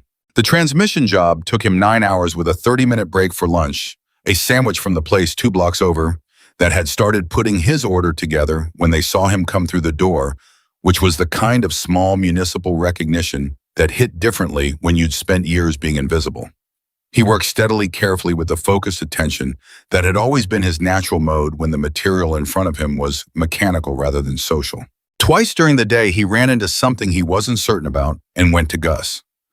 The first time Gus looked at what Ethan was describing, asked 2 questions, and then said, What do you think? I think the ceiling on the torque converter housing, Ethan said, but I'm not 100%. You're at about 90, Gus said, which is where most good mechanics live. What's the move when you're at 90 and it's the other 10% that has consequences? You check it anyway, Ethan said. You check it anyway, Gus confirmed and went back to his work. The second time, Gus looked at the problem, didn't ask any questions, and said, That one you trust your gut. He walked away. Ethan trusted his gut. His gut was right. By the time he set his tools down in the early evening, the job was done. Not perfect, there was a moment of adjustment near the end that he'd had to redo, but solid. Correct. The kind of work you could stand it behind. He cleaned up and stood back and looked at the engine and felt the specific satisfaction of a finished thing, a problem solved the distance between broken and working, covered under his own hands. It was a feeling he hadn't had in a long time. He stood there longer than he needed to. Marcus came by that Thursday with a man Ethan hadn't met before, slightly younger than Marcus lean, in the way of someone who had been athletic and kept most of it with the contained energy of a person who was used to listening more than talking, and then saying the one thing that mattered when they did talk. His name was David Reyes, and he ran a vocational education partnership with 3 community colleges in the Phoenix metro area. Ethan figured that out in about the first 4 minutes of conversation before Marcus explained it directly because Marcus had mentioned him the week before in a context that Ethan had noted and filed. He sat across from both of them at the workbench, while Gus made himself scarce, in the way Gus always made himself scarce when Marcus had a specific conversation of have present enough to hear if needed, absent enough to give the conversation room. I heard about you from Marcus 3 weeks ago, David said. He had a direct way of opening that reminded Ethan of Marcus, the no preamble quality, the respect implicit in assuming that the person across from you didn't need to be warmed up. I've been waiting to meet you until you'd had some time to settle. Settle into what? Ethan said. Into the idea that things can be different, David said simply. Some people need that time before they can hear something new without filtering it through the expectation that it'll fall through. Ethan looked at him. What are you offering? A conversation first, David said. I don't offer things cold. I talk to people first and figure out whether what I have actually fits what they need. Sometimes it doesn't. I'd rather find that out before either of us has invested in something that's wrong. Ethan could respect that. It was a methodology he recognized, the practical, unromantic approach of someone who operated in a space where resources were limited and matches needed to be accurate. What do you want to know? Ethan said. Tell me about the engineering program, David said. Where you were, what you were studying, where you were in it when you stopped. Ethan told him. More precisely than he'd told Marcus because the context felt more specific. This wasn't a character assessment. It was an academic one. He described the curriculum, the points of strength and the points of difficulty, the specific coursework he'd completed, and what the transcript would show versus what he'd actually absorbed. David listened with a legal pad in front of him, making notes occasionally. Not constantly the notes of someone recording the things that would matter later, rather than everything as it came. When Ethan finished, David was quiet for a moment. You're describing a transcript that's messy, David said. Incomplete semester gap in enrollment, institutional withdrawal rather than formal leave. The numbers on paper are going to need context. He looked up from the pad. But the understanding, you're describing the mechanical comprehension, the applied work you've been doing here, that's real. That's verifiable. I've seen what Gus says about the work. Ethan looked at Gus's side of the garage. You talked to Gus. This morning, Marcus said. He didn't sound apologetic about it. It was information gathering, practical and purposeful, and he'd done it because it was relevant. Gus doesn't say much. What he said about your work was the equivalent of 3 paragraphs from anyone else. Ethan turned that over. What did he say? He said you make mistakes once, Marcus said. That's it, just that. Ethan felt something move through him, a warmth that wasn't quite pride, or maybe was pride in a form he hadn't experienced often enough to recognize quickly. Pride given by a person who didn't give it easily, the kind that had weight because it wasn't distributed freely. There's a pathway, David said, pulling the conversation back. It's not simple. You'd need to work through the assessment process, testing, documentation, some remedial coursework, probably depending on what the evaluation shows. The gap is a hurdle, not a wall. People navigate it. He looked at Ethan steadily. The question isn't whether the path exists. The path exists. The question is what you want at the end of it. I want to finish, Ethan said. He said it before he'd fully decided to say it. It came from somewhere that had been ready for longer than his conscious mind had caught up to. I want to finish the degree. I want the credential, but more than the credential, I want the thing that was interrupted. I want to pick it up. David nodded. Okay, he said. That's clear enough to work with. He closed the legal pad. He looked at Marcus, then back at Ethan. I'm going to set up a meeting with the admissions coordinator at Maricopa. She owes me a conversation. Ethan noticed the particular phrasing, the echo of what Marcus had said about Hannigan's. And she's good at finding solutions when she knows someone's worth finding a solution for. He paused. I'm going to tell her you're worth it. Marcus is going to tell her you're worth it. After that, the work is yours. I know, Ethan said. I'm not looking for anyone to do it for me. I know you're not, David said. That's why I'm here. He stood up. He shook Ethan's hand with the same brisk efficiency with which Ricky shook hands, the handshake of a man with many things to do and the clarity to get to all of them. He nodded at Marcus and left. Ethan sat at the workbench for a moment after the door closed. You set this up a while ago, he said. I set it in motion, Marcus said. I didn't know how it would land. That depended on you. He picked up his coffee. You said the right thing. What was the right thing? That you wanted to finish, Marcus said. Not just the degree. The thing that was interrupted. That's the distinction that matters. He looked at Ethan. A lot of people in your situation want the credential because they think it'll fix everything. They're chasing the outcome rather than the work. David can tell in about 5 minutes which one he's talking to. And if I'd said the credential, Ethan said, he'd have been polite, Marcus said. I know. He'd have given you some resources. He'd have left. He looked at him steadily. But you didn't say that. Because I didn't mean that, Ethan said. No, Marcus said. You didn't. The call came on a Tuesday, 17 days later. Ethan was under a car sedan with an exhaust problem that turned out to be more complicated than the customer had described, as exhaust problems usually were when his phone buzzed in his pocket. He ignored it. It buzzed again. He ignored it again. The third time he slid out from under the car and checked. The number was one he didn't recognize. Arizona area code. He almost let it go to voicemail. He answered it. "Is this Ethan Walker?" A woman's voice. Professional, efficient, the voice of someone who made a lot of calls and had learned to get to the point quickly. "Yes," Ethan said. "This is Linda Chow from admissions at Maricopa Community College. I'm calling about the assessment pathway we discussed with David Reyes. I have some news." Ethan sat up straighter. He didn't realize he'd done it until he felt the change in his posture, something coming to attention in him, the particular physical readiness of a moment you have been waiting for without letting yourself know you were waiting. "Okay," he said. "The evaluation panel reviewed your prior coursework and your assessment scores," Linda said. "You did well on the assessments. Better than well, actually. Your mechanical reasoning score placed in the 91st percentile." A pause. "There are some remedial requirements, as David probably explained. One math module, one writing module, both of which can be completed concurrently with your first semester back, rather than as prerequisites." Another pause, shorter. "We'd like to offer you re-enrollment for the spring semester, conditional on the remedial completion, but with full credit for your prior coursework that met the grade threshold." Ethan was silent. "Mr. Walker." "I'm here," he said. "I'm sorry, I'm here." He pressed the phone against his ear harder, a physical reflex, as if he was afraid the signal might slip. "What does conditional mean exactly if I don't complete the remedial?" "If you don't complete both modules by midterm," Linda said, "enrollment would be suspended pending completion. But based on your assessment scores, I wouldn't anticipate that being an issue.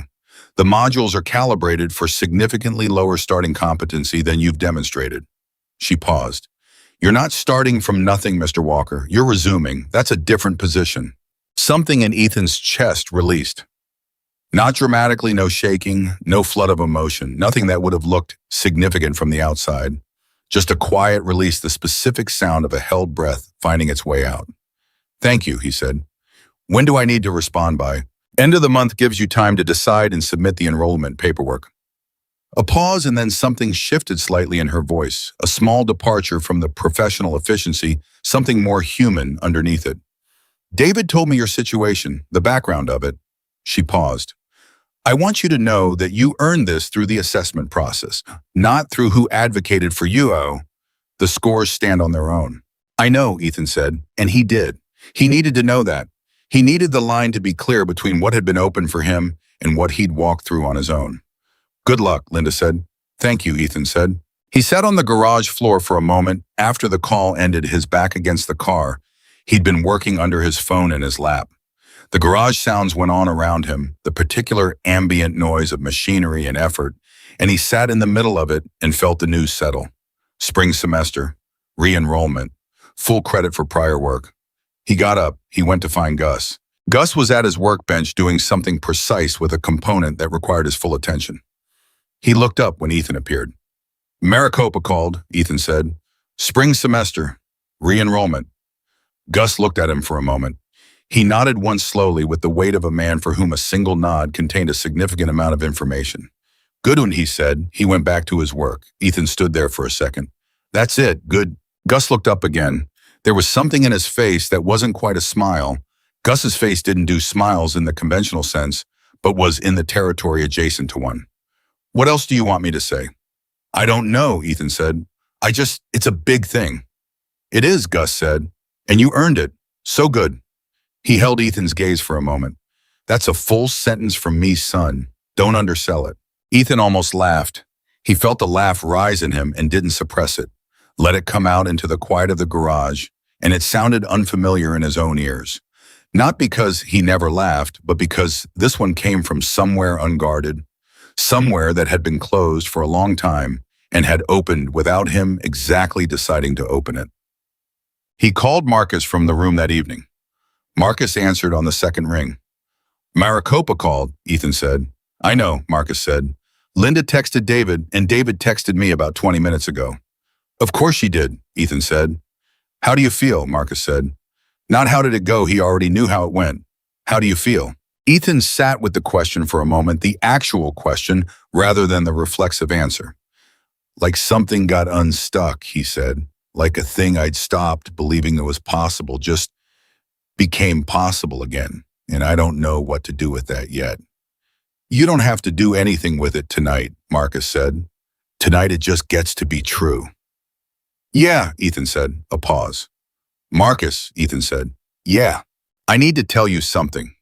He stopped, started again. I had a reason for not going back to the building after you cleared the situation with Cole. It wasn't just because the garage was working. It was because if I'd gone back there, I'd have been going back to the same life, and I knew it. And I didn't think I could make myself leave again if I did. He paused. I needed the change to already be made before I could live in it. Does that make sense? It makes complete sense, Marcus said. I'm telling you because I want you to know I knew what you were offering, Ethan said.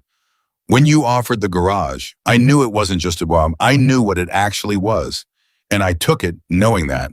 He paused. I wanted you to know that wasn't by accident. Marcus was quiet for a moment. I know, he said finally. I knew that about you from the diner. What did you know? That you were someone who made choices deliberately, Marcus said. People who act on instinct don't return wallets.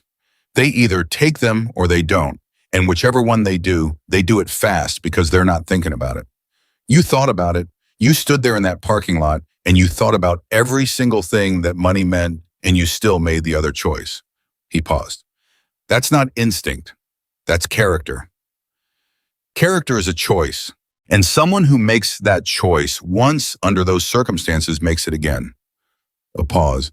You're going to be fine, Ethan, not because I helped you, because of who you were before I ever met you. Ethan pressed his hand flat against the wall beside the bed. A physical grounding and anchor to the present moment, to the specific reality of where he was and what was true. Room, door with a lock, spring enrollment, phone call he'd just had. I need to tell my family, he said. The words surprised him even as he said them. He hadn't planned to say them. He hadn't even consciously decided it yet.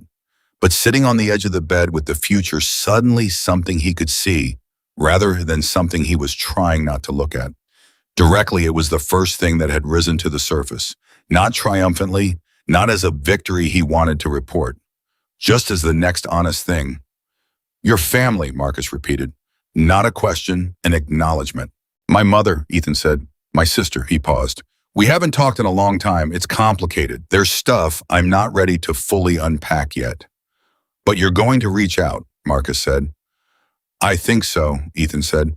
Not tonight, but soon. I think I needed to have something to say first, something real. He paused. I couldn't call them from a curb. I couldn't call them from nothing. But now, he stopped.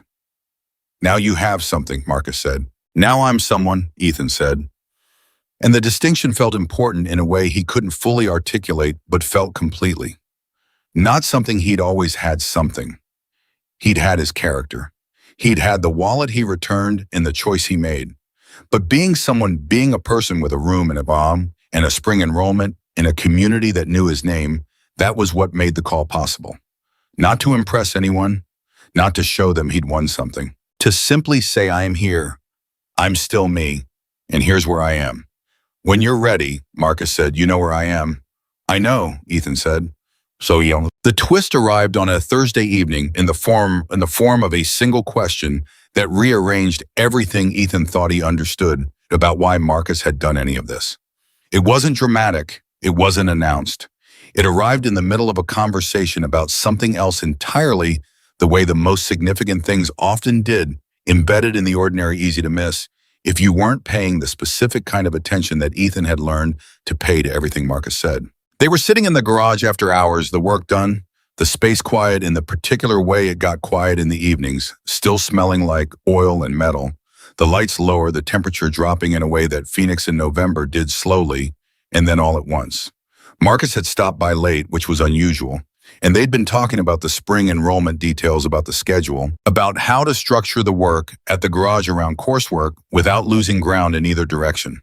And then Marcus said in the same tone he'd been using for the previous 20 minutes, I need to tell you something about why I came back. Ethan looked at him. To the garage tonight. To the parking lot, Marcus said. The morning after you called me, when I came with just the one bike. Ethan waited. I came alone because I needed to see you first, Marcus said. Before anyone else did. Before any of this became a thing that involved more people. He paused. Because I needed to be sure. Sure of what? Ethan said. Marcus looked at him with the particular expression he had when he was choosing his words with more care than usual, not because he was being evasive, but because he was being precise. 31 years ago, Marcus said. I was 22 years old and I was living out of my truck in Flagstaff. Ethan went still. I'd lost my job, I'd lost my apartment, I'd lost contact with most of the people who'd been in my life up to that point, through a series of choices that were mine and circumstances that weren't in proportions I still couldn't always separate clearly. He paused. I found a wallet. The air in the garage had a different quality now. How much? Ethan said. $3,800, Marcus said. Different time, same kind of money in terms of what it meant to me in that moment. He paused. I returned it. Ethan looked at him. The man who owned his wallet was a man named Robert Delaney, Marcus said. He was 60 years old. He was a retired contractor who did work in his community and had no connection to anyone like me and no reason to care what happened to me. He paused. He found out I was living out of my truck.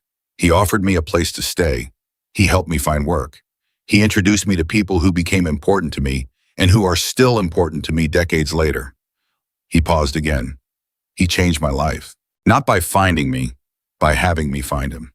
Ethan understood something then.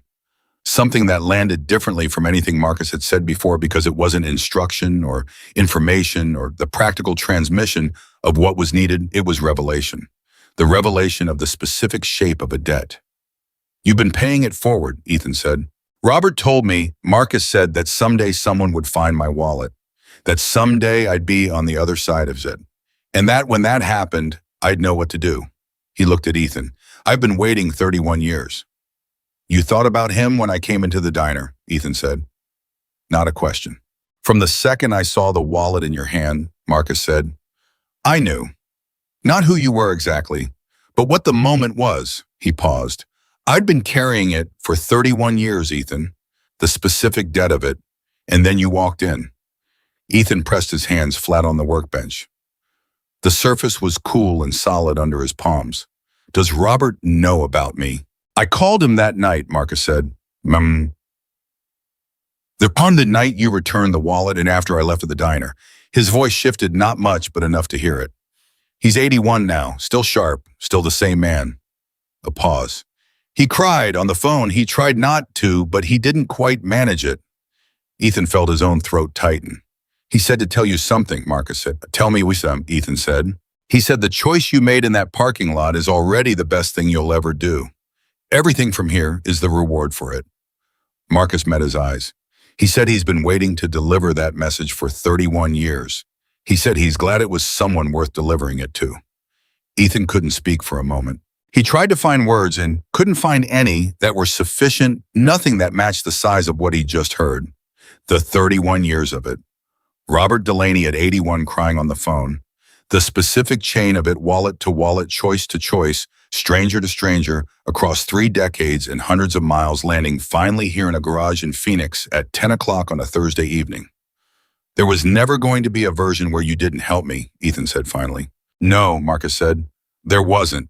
But what you chose to become after that was always going to be yours. He looked at Ethan steadily. I opened the door. You walked through it. Those aren't the same thing. I know, Ethan said. I know they're not.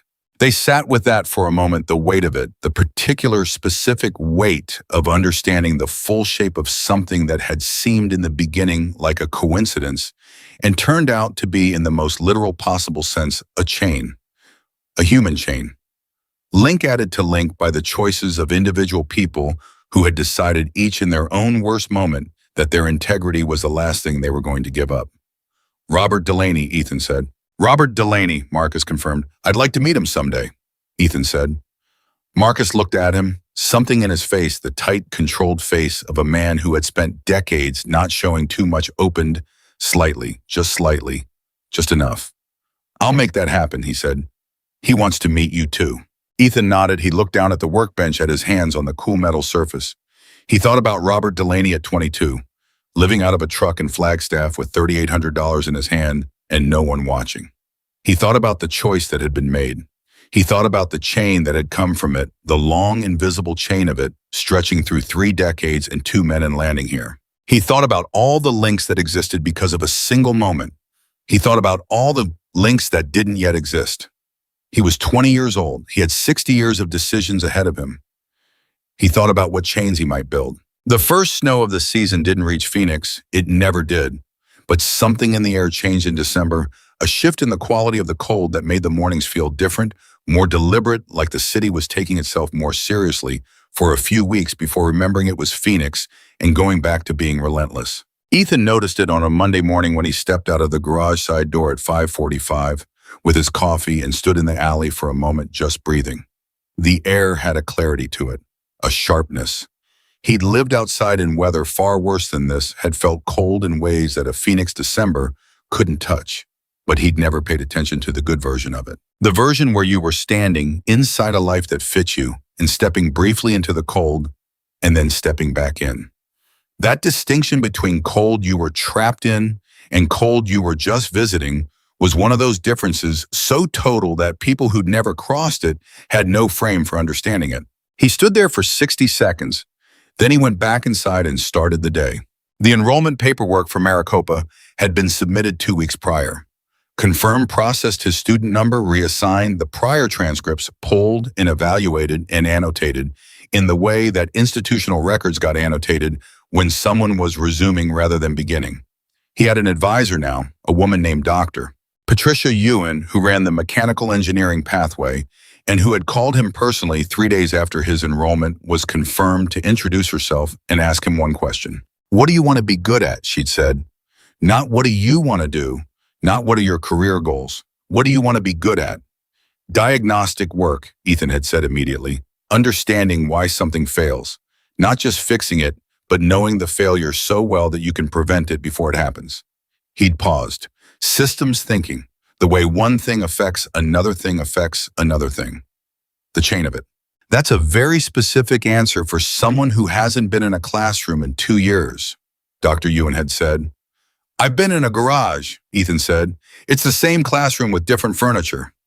She'd laughed, not a polite laugh, a real one, the surprise variety. "I'll see you in January," she'd said. He thought about that call often, the precision of her question and the precision of his answer. 2 years ago, he couldn't have said it, that clearly couldn't have named what he wanted with that specificity because he hadn't had the vocabulary yet, hadn't built enough of the thing to know what the rest of it was supposed to look like. Now he could see it. Not the whole picture, not every detail, but the general shape of it. The direction. Direction was enough to start with. He called his mother on a Wednesday evening. Not impulsively, he'd been building toward it for 2 weeks the way you build towards something you know you have to do and can't quite make yourself do until the conditions are right. He'd been waiting for the conditions. He understood now that the conditions he'd been waiting for were internal, not external, that his mother's address hadn't changed her number, hadn't changed the circumstances of their estrangement, hadn't shifted. What had shifted was him. He sat on the edge of his bed for 10 minutes with his phone in his hand before he dialed. It rang 4 times and he was already preparing the voicemail, the careful, reduced version of what he'd planned to say, the version that didn't require her to be there when she picked up. "Hello," her voice, unchanged. A specific quality to it that he'd carried with him through 2 years of not hearing it, the particular way she answered the phone, slightly cautious, slightly hopeful, the voice of a woman who had learned that calls could go either way. "Mom," he said. Silence. Not a long silence. Maybe 3 seconds. But 3 seconds of a specific kind, the kind that contains adjustment, repositioning, the rapid recalibration of a person who has just heard something they'd stopped letting themselves expect. Ethan, not a question, just his name said in the specific register of someone confirming something to themselves. "Ethan, where are you?" "Phoenix," he said. "I'm still in Phoenix. I have a room. I have a job. He stopped. He'd prepared what he was going to say, and now that he was saying it, it felt insufficient. Not because it wasn't true, but because the truth of it was so much bigger than the sentences he'd assembled to contain it. I'm okay, Mom. I'm actually okay.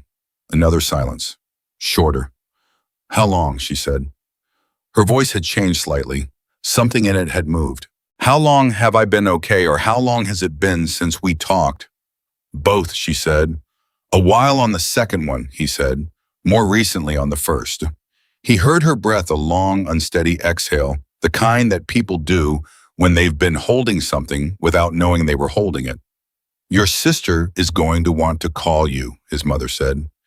Tell her she can, Ethan said. Are you eating? Yes. Are you? She stopped. He could hear her deciding what to ask and what not to ask, the careful navigation of a mother who wanted everything and had learned to take what was offered. Are you somewhere safe? I'm somewhere real, he said, which is better than safe. She didn't answer immediately. Then, I don't know what that means. It means I have a room with a lock on the door, he said, and a job I'm good at, and I start back at school in January. The sound she made then wasn't quite a word. It was what happened before the words, the involuntary thing that came before the composed response, the thing you couldn't prepare because it came from somewhere below preparation. School, she said. Engineering, he said. I'm finishing the degree. Ethan, just his name again. But differently this time, not adjusting to his presence, accepting it.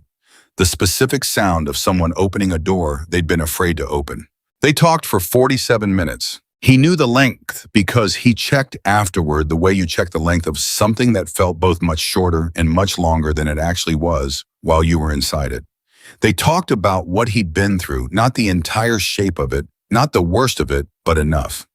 He didn't want her to have the version that left things out, but he also understood that some of the worst of it needed to be told in person at a different pace when they could see each other's faces. He told her about the wallet, about Marcus, about the garage and the gathering and David Reyes and Dr. Patricia Ewan and the spring semester. She listened to all of it, and when he stopped, she said very quietly, "You're a good person, Ethan. I always knew that." "I know you did," he said. "I forgot for a while." "People forget," she said. "That's why we need each other to remember." He pressed his hand against the wall again, the same flat palm grounding motion he'd been doing for weeks now. This particular physical language he had developed for moments that threatened to become too large to stay inside. The wall was cool, solid, real. "I want to come home for a few days," he said, "when I can, when things are settled a little more." "Whenever you're ready," she said. "Tell Sarah I'll call her this week," he said. "She's going to have 100 questions." "I know," he said. "I'll answer them." He hung up and sat in the dark of his room for a long time without turning the light on. Not unhappily, it wasn't that. He sat in the dark because the dark felt appropriate for something this large, this quiet, this full of the weight of things being repaired. He sat in it and let it be what it was. Then he turned the light on. He had an engine diagnostic to review before morning. He got out his notes. January came the way new things come when you've been waiting for them with so much concentrated energy that the actual arrival is almost disorienting. Simply without ceremony, the calendar turning the way it always did. The first day of the spring semester, Ethan drove himself to campus in a truck he'd bought with 6 weeks of saved earnings, a used F-150 with 200,000 miles that Gus had inspected and declared mechanically sound with the same 3-word economy he applied to everything significant. He parked in the student lot, walked into the mechanical engineering building, sat down in a classroom that smelled like new carpet and dry erase markers, and opened a notebook. He hadn't been in a classroom in 2 years and 2 months. He opened the notebook and he wrote the date at the top, and he thought about all the parking lots and shelter lines and curbs and alleys that existed between the last time he'd done this and now. He thought about the entire landscape of it, the specific geography of 2 years of surviving at the margin of everything, and he held it in his mind for exactly 1 moment, exactly long enough to register and honor it. Then he looked up at the professor, and he listened. Dr. Ewan's class was everything his answer to her question had promised it would be. Diagnostic systems, failure analysis, the mechanics of how things came apart, and what the coming apart revealed about the structure of them. He was not the best student in the room. There were 2 who were sharper, faster, quicker to the answer, their hands up before the question was fully formed. But he was the most attentive. He caught things they missed because he was listening for what came after the answer, not just the answer itself. Dr. Ewan noticed. She said nothing for the first 3 weeks. Then she kept him after class and said, "You listen differently from the other students." "I've been doing diagnostics in a garage for 4 months," Ethan said. "You can't work on an engine while you're thinking about the next thing. It teaches you to stay inside what's happening." "That's a skill some people spend years trying to develop," she said. "Some never do." She looked at him. "I want you to think about the honors thesis program. You are not eligible this semester, but for fall you would be." "A thesis," Ethan said. "Research, original work, something you choose and pursue." She paused. "The failure analysis track has a particular need diagnostic frameworks for mechanical systems in high-stress conditions. The research exists, but the practical application is thin. Someone with garage experience and engineering training could do genuinely useful work." Ethan thought about it for about 10 seconds. "Okay," he said, "you'll think about it." "I already thought about it," he said. "I want to do it." She looked at him for a moment, the look of a professor encountering the specific kind of student who made the profession feel worth it. "Good," she said. "Come find me in April, and we'll start building the framework." Gus said 6 words when Ethan told him about the thesis. He said, "Don't let the school ruin the hands." Ethan laughed, the genuine kind. "I won't," he said. "Good," Gus said, "because I need the hands." The garage had shifted in the 4 months since Ethan had arrived. Not dramatically, Gus didn't do dramatic, but in the incremental way of a space that has absorbed a new presence and adjusted to accommodate it. There were 2 of them now instead of 1, which meant the work could expand without the quality contracting, which meant the reputation could grow, which meant more people came, which meant the garage was quietly and without any announcement, doing significantly better than it had been doing 4 months earlier. Gus never said this directly. He communicated it through the jobs he gave Ethan, increasingly complex, increasingly independent. The long gradient of an apprenticeship being managed by someone who understood that the point wasn't to keep the apprentice dependent, but to make them unnecessary. "When I'm done needing you to supervise me," Ethan said one afternoon, "what happens?" "Then you're a full mechanic," Gus said. "Then you have options." "I don't want to leave," Ethan said. "I know," Gus said. "I wasn't worried about that." A pause.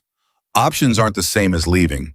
Options mean you stay because you choose to not because you have to." He looked at Ethan. "That's a different kind of staying." It was, Ethan thought, it was a completely different kind. Ricky came by the garage on a Friday afternoon in February with the particular expression he wore when he had information that didn't fit into a simple category. Ethan was alone. Gus had left early for a doctor's appointment, the first time Ethan had seen Gus leave the garage early for any reason which suggested the appointment was more significant than Gus had let on, which Ethan filed under things to follow up on. Ricky sat on the stool across from the workbench. He looked at Ethan for a moment. "Cole Ramirez," he said. Ethan felt his jaw tighten fractionally. He set down the tool in his hand. "What about him?" "He's back in the city," Ricky said. "Got here 3 days ago. Glendale's situation got resolved in a way that means he's not facing charges. Not enough documentation." The woman withdrew. "So he's out." Ethan was quiet for a moment. "Is he going to be a problem?" "I don't know," Ricky said. "He might be smart enough to know that it's not worth it. He might not be." He paused. "I'm telling you so you're not surprised." "I appreciate it," Ethan said. "You're not scared," Ricky observed. "No," Ethan said, and it was true. He checked himself for the fear. The particular fear of that period, the helpless vulnerability of being someone without ground to stand on, someone who could be accused and had nothing to stand on, while the accusation ran and it wasn't there. Not because Cole wasn't capable of causing trouble. He was. But the calculation had changed completely. The thing that made Cole dangerous, the isolation, the aloneness, the absence of anyone who would stand beside Ethan's version of events, that thing didn't exist anymore. "You're thinking about what I said," Ricky said, "in the parking lot that day." "About the calculation," Ethan said. "Yeah," Ricky nodded. "It's different now." "It's completely different," Ethan said. Ricky was quiet for a moment. "Then you know what Marcus told me about you before I ever met you?" "No," Ethan said. "He said this kid is going to be fine. And I've known Marcus 20 years, and when he says that about somebody, I've never once seen him be wrong. He paused. Not once. Ethan looked at him. What does fine mean to Marcus? Ricky considered it. It means you're going to be someone who builds things, not just fixes things, builds them. That's what he sees. He stood up from the stool. Thought you should know that. He left. Ethan sat with it, the specific weight of being seen, that clearly that far ahead of where you were by someone whose vision had that kind of track record. Cole Ramirez came by the garage 4 days later. Ethan was outside walking to the supply store 2 blocks down when he saw him across the street. Cole was on foot, moving in the opposite direction, and he saw Ethan at the same moment Ethan saw him. The distance between them was maybe 60 feet. Not close, not nothing. Cole stopped. Ethan stopped. They looked at each other across 60 feet of Phoenix Street, with the traffic moving between them and the morning going on around them in the indifferent way mornings go on. Something passed between them. Not words, not even a gesture. Just the particular exchange of 2 people who shared a specific piece of history and were now on opposite sides of where that history had landed them. Cole looked at Ethan and saw something he hadn't seen in the parking lot 3 months ago. Ethan could tell by the way his expression shifted. Cole looked away first. He kept walking. Ethan stood on the sidewalk and watched him go. He waited until Cole had turned the corner. Then he waited another moment just to make sure the moment was actually over, that it had resolved into the clean ending it appeared to be. It had. He went to the supply store.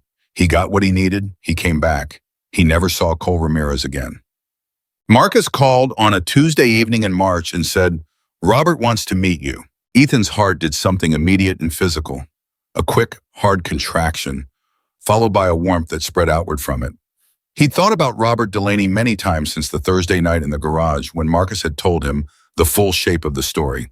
He'd thought about him the way you think about someone who exists at the root of something important. Not as a person you fully know, but as a presence you understand is foundational. The way you understand the foundation of a building even when you can't see it. When, Ethan said. He's flying in next weekend, Marcus said. He lives in Colorado now. He wants to come here. He said he's been waiting 31 years and he's not going to wait another week for a video call. Ethan smiled, the unguarded kind. Okay, he said. Tell me where. The diner, Marcus said. Off Route 17. Of course, Ethan thought. Of course it was the diner. Robert Delaney was 81 years old and walked with a cane that he held the way people held things they found annoying but necessary, with competence and zero sentimentality about it. He was tall, or had been before. Age redistributed things with white hair and a face that had been lived in completely, every year of it accounted for in the lines and textures. His eyes were a pale, clear gray that suggested they'd once been sharper and were now simply more patient. He was already seated when Ethan arrived. Marcus was beside him. Ethan walked to the table. He stood there for a moment, looking at Robert Delaney, the man at the beginning of the chain, the person whose choice 31 years ago had set in motion the sequence of events that had produced this moment, and didn't know exactly what to say. Robert looked up at him. "Sit down, son," he said. His voice was low, the voice of a man who had spoken carefully for many decades. "You're making me nervous standing there." Ethan sat down. Robert looked at him for a long moment. Not the way Ethan had been looked at in the past months, not the assessing, calculating look of someone gathering data. This was something more personal. The look of someone searching for something they'd been wondering about for a very long time. "Marcus described you accurately," Robert said finally. "How's that?" Ethan said. "He said you look like a young man who has decided something," Robert said. "People who've decided something have a quality that people who haven't don't. It's hard to describe, but very easy to recognize." He paused. "You recognized it in me at the beginning. I recognize it in you now." "What did you decide?" Ethan asked. Not to challenge, genuinely asking, wanting to know what the original version of it had felt like. "That integrity was non-negotiable," Robert said simply. "That no amount of hardship changed the terms of that. That the circumstance could be terrible and the choice still had to be made from what I actually believed rather than what I was desperate enough to justify." He looked at Ethan. "I was 22. I was living in a truck. Let's say I was not in a good place, and I found a wallet with $3,800 in it. Marcus told me," Ethan said. "Then you know the rest," Robert said. "Someone took me in, changed my life, told me that someday I'd be on the other side of it. He paused. His name was Eugene Marsh. He died in 1998. He never knew that I kept the chain going, that I told Marcus the same thing he told me. Robert's pale eyes were steady and clear. Eugene never knew. I never got to tell him. But you know, Ethan said. I know, Robert said, and now I know about you. He looked at his hands on the table. Old hands, the hands of someone who had built things and fixed things and carried things across 8 decades. When Marcus called me and told me what happened, I sat in my living room for 20 minutes without moving. My wife kept asking me what was wrong. He paused. I didn't know how to explain it. I said someone kept the chain. And she said, of course they did. And I said, no, you don't understand. This time, it was real. This time, I got to know. He looked up. Eugene never knew. I get to know. Ethan felt the full weight of it, the 31 years of carrying something and then being given the confirmation that it had mattered, that the thing you'd done in the dark of your worst moment had not dissolved into nothing but had traveled forward and produced something real. He thought about how much it cost to not know, to do the right thing and send it forward into the uncertainty and never find out what it became. He thought about Eugene Marsh, who had never known. He thought about the specific generosity of that giving something forward without any guarantee of return, without any closure, without even the knowledge that it had landed. He thought about what Robert was feeling right now at 81 with the confirmation finally in front of him. Thank you, Ethan said. And he meant it for everything, for the wallet Robert had returned, for the chain he'd built and maintained, for the 31 years of not knowing and choosing to believe anyway, for flying in from Colorado to sit in a diner off Route 17 because he'd been waiting long enough and wasn't going to wait another week. Robert reached across the table and put his hand on Ethan's. It was a brief gesture, not long, not dramatic. An old man's hand on a young man's hand in a diner at 10 in the morning with Marcus watching from across the table. Don't thank me, Robert said. You're the one who made the choice. I just left the door open. He withdrew his hand. He looked at Ethan steadily. What I want from you is simple. Tell me, Ethan said.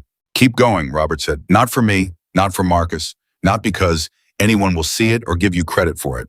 He paused. Keep going, because the next version of you, the version 5 years from now, 10 years, 20, is someone who has built something worth building. And that person is going to need to know that you didn't stop. He looked at him. The chain only works if nobody stops. Ethan nodded. I won't stop, he said. It wasn't a performance. He meant it in the exact same way he'd meant everything he'd said in this story, the returning of the wallet, the call from the curb, the yes to Marcus's handshake, the October enrollment confirmation. He meant it from the same place all of those had come from, the place underneath the fear and the pride and the isolation and the long grinding weight of surviving alone, the place that had always been there, that had never budged. I know you won't, Robert said. He leaned back. He looked at Marcus. Good kid. I know, Marcus said. Yeah. The gathering in April was smaller than the one in October spring. Rather than the semi-annual full assembly, more informal, more neighborhood than regional. 40, maybe 50 people in Gus's extended space, which had been cleared and set up with the easy efficiency of a community that had done this enough times that it required no instructions. Marcus had told Ethan about it the week before. Not as an invitation, he was past the point of needing to be invited. As information. Dex is bringing kids, Marcus said, from the youth program. 6 of them, 16 to 18 years old. He does it twice a year, brings them to something like this, so they can see what a community actually looks like, what people building something together looks like. He paused. He asked if you'd talk to them. Ethan looked at him. About what? About whatever you think matters, Marcus said. He doesn't script it. He says the worst thing you can do for a 16-year-old is give them a prepared speech. They can smell preparation from 100 yards. He paused. He said, talk to them the way you talk to me. I don't know if I have anything useful to say, Ethan said. You have the most useful thing, Marcus said. You're 20 years old. You've been exactly where they are, and you got from there to here. That gap, that specific gap, is what they need to see.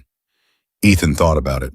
Okay, he said. He thought about it all week, not preparing what to say. Marcus's warning about preparation had landed, but thinking about what was actually true, what had actually mattered, What had actually made the difference between the version of himself that had been sitting on a curb with a dead phone and the version that was going to stand in front of 6 teenagers. When the night came, Dex brought the kids in the same way he did everything, with a quiet competence that didn't announce itself, the energy of someone who had spent long enough with young people to know how not to crowd them. 6 teenagers, 4 boys and 2 girls ranging in age from 16 to 18, all with the particular posture of young people in unfamiliar situations, trying to look like they weren't looking around, which meant they were looking at everything. Ethan sat with them at a table in the corner, which was Dex's staging, not a stage, not a podium, not anything that looked like a presentation. Just a table, just people sitting. "Marcus tells me you want to hear something useful," Ethan said.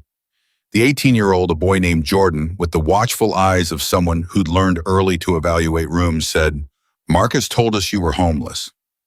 "For about 2 years," Ethan said, "starting at 18. "What happened?" Jordan said. Ethan told it. Not the whole thing, there wasn't time for the whole thing, and besides, the whole thing wasn't the point.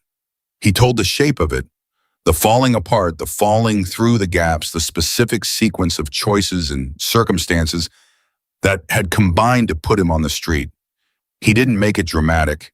He didn't make it inspirational. He told it the way he told everything, plainly, honestly, without the edits that would have made it easier to hear or easier to package. A girl named Maya, 16, who had been sitting with her arms crossed in the way of someone defending against something, without knowing what gradually uncrossed them as he talked. He noticed. "What made you return the wallet?" Jordan said. "I decided a long time before I found it," Ethan said. "Not consciously, but somewhere along the way I decided that there was a version of me I was going to protect no matter what. And that version didn't take things that weren't his." He paused. "The wallet was a test I didn't know I was going to take. I passed it because I'd been preparing for it without knowing I was preparing." "How do you prepare for something you don't know is coming?" Maya said. Her voice was quieter than Jordan's, less challenging, but the question was the sharper one. "By deciding who you are before you're tested," Ethan said. "Because when you're in the moment, when you're hungry, when you're scared, when the easy wrong thing is right there and nobody's watching you, don't have time to think about who you want to be. You just are what you've already decided to be." He looked at her directly. "If I'd waited until that morning to decide whether I was the kind of person who returned wallets, I might have made the other choice. The preparation was years before. It was every small choice before that one." Maya was quiet for a moment. "What if you've already made the wrong choices?" she said. "Like, what if you're already the other kind of person?" The table got quiet. Ethan looked at her. He thought about Robert Delaney's face across a diner table. He thought about Marcus saying every single one of them is proof. He thought about Pete, who had been homeless at 22 and was in his 50s now and had been at the gathering in October, with the quiet solidity of someone who had built himself from scratch. "You're not any kind of person permanently," Ethan said. "That's the thing people get wrong. They think who you've been is who you are. It's not. Who you've been is what you've been practicing. And you can stop practicing that and start practicing something else." He paused. "It's not fast, it's not easy, but it's available. The option is always there." He looked around the table at all 6 of them. "You have to decide you want it more than you want the version that doesn't cost anything. Because the version that costs something is the one that's actually yours." Jordan leaned forward slightly. "How do you know when you've actually changed? Like, how do you know it's real and not just you performing it?" "You stop caring whether anyone sees it," Ethan said immediately. "That morning in that parking lot, nobody was watching. Nobody would ever know either way. The choice was between me and the money and nobody else in the world." He paused. "When the right choice is the one you make when nobody's watching, that's when you know it's real." The table stayed quiet for a moment. Then one of the other boys, a 15-year-old named Tomas, who hadn't said a word the entire time, said quietly, "That's hard." "Yeah," Ethan said, "it is." "Did you know it was going to turn out okay?" Tomas said. "When you returned it? Did you know something good was going to happen?" "No," Ethan said. "I had no idea. I thought I was going to give back some guy's wallet and go back to the parking lot and keep surviving the way I've been surviving." He looked at Tomas. "I didn't do it because I thought it would be rewarded. I did it because not doing it would have cost me the only thing I had left." He paused. The reward was everything that came after. But I didn't know about the reward when I made the choice, which is the point. You have to make the choice without knowing about the reward. That's the only version of it that counts. Dex was watching from across the room. He caught Ethan's eye and gave him a single small nod, not applause, acknowledgement. The specific acknowledgement of a person who had brought 6 young people to hear something true and had just watched them hear it. After, when the gathering was winding down and people were drifting toward the door, in the gradual way of community events that never have a hard ending, Marcus found Ethan near the workbench. He handed him something, a wallet. New black leather, solid and plain, the kind built to last. Not a gift-wrapped thing, not a ceremony, just Marcus holding it out and Ethan taking it. "Open it," Marcus said. Ethan opened it. Inside was a photograph. Not the one Marcus had described from his own wallet. The old photo of bikers outside a garage, the one that had made Ethan stop and look when he'd stood in that parking lot at 6 in the morning. This was a different photograph, a new one. It was a picture of Ethan at the workbench in the garage, taken sometime in the past month, in the concentrated way of someone who didn't know they were being photographed bent over an engine. His face lit by the work light, his hands on the mechanism, a slight furrow between his brows that meant he was thinking through something. He looked like someone who had found the thing he was built for. Behind the photograph was a folded piece of paper. He unfolded it. It was Robert Delaney's handwriting, unsteady with age, but clearer the handwriting of a man who had been careful with words for 8 decades. It said, "The chain continues, R." Ethan stood with the wallet open in his hands and felt the full weight of the moment, not collapsing under it, not overwhelmed by it, but holding it. The way you hold something that has taken a long time to arrive and deserves to be properly received. He thought about everything the wallet represented. Not the original one, this one. The chain of wallets, Robert's, Marcus's, this one in his hands, each one carrying the same weight forward, the weight of a choice made in the worst circumstances by someone who had decided that their character was not for sale at any price. He thought about Eugene Marsh, who had never known. He thought about what it cost to give something forward without knowing. He thought about the 6 teenagers at the table, and Maya uncrossing her arms, and Tomas saying, "That's hard," and all 6 of them sitting with something real for the first time in whatever conversations Dex had been trying to build them toward. He thought about the chain. He closed the wallet. He looked at Marcus. "Thank you," he said, "for all of it, for coming back to that parking lot, for coming alone first, for Gus and the garage, and the gathering, and Robert and David and all of it." He paused. "I know what it is now. I know what you were actually doing." "What was I doing?" Marcus said, genuinely asking. The question of someone who wanted to hear how it had been understood. "You were honoring a debt that couldn't be paid back," Ethan said. "It can only be paid forward. And you did it for 31 years without knowing if it was ever going to land anywhere, without knowing if there was ever going to be a kid in a parking lot who made the right choice." He paused. "You kept the door open for 31 years. Marcus looked at him for a long moment. "Eugene kept his open too," he said quietly. "That's what Robert told me, that Eugene said keep it open. Even when it seems like nobody's coming, keep it open." "I'll keep it open," Ethan said. He meant it with the entirety of what he was every hard mile of the past 2 years, every cold night and hungry morning, and moment of stubborn, aching integrity in the face of every good reason to let it go. He meant it the way people mean things when they've paid enough to know the price and have decided the price is worth it. Marcus nodded. That was enough. Boom. 6 months later, Ethan Walker was 21 years old. He had a room with a lock on the door. He had a job he was genuinely good at, working beside a man who communicated primarily in verifiable fact and had never once said anything he didn't mean. He was halfway through his first full semester back, earning grades that Dr. Patricia Ewan described as exactly what I expected, which from her was the closest thing to a standing ovation. He had a sister who called him every Sunday and a mother who had started saving money for a visit. He had a community that knew his name not as the homeless kid who returned the wallet, but simply as Ethan, the mechanic, the student, the one who talked to Dex's kids and showed up for things and could be counted on to hold up his end. He had Robert Delaney's note folded in his wallet behind his student ID, and his community college parking permit, and a business card from Harrison's legal aid practice that he still carried because it had been the first card anyone had given him that represented something real. He had a chain he was responsible for. On a Tuesday morning in September, he was walking to campus from the parking lot when a girl 17, maybe 18, with a backpack held together by zip ties and shoes that had seen better days in the specific exhausted alertness of someone who hadn't slept somewhere safe, approached him. "Excuse me," she said.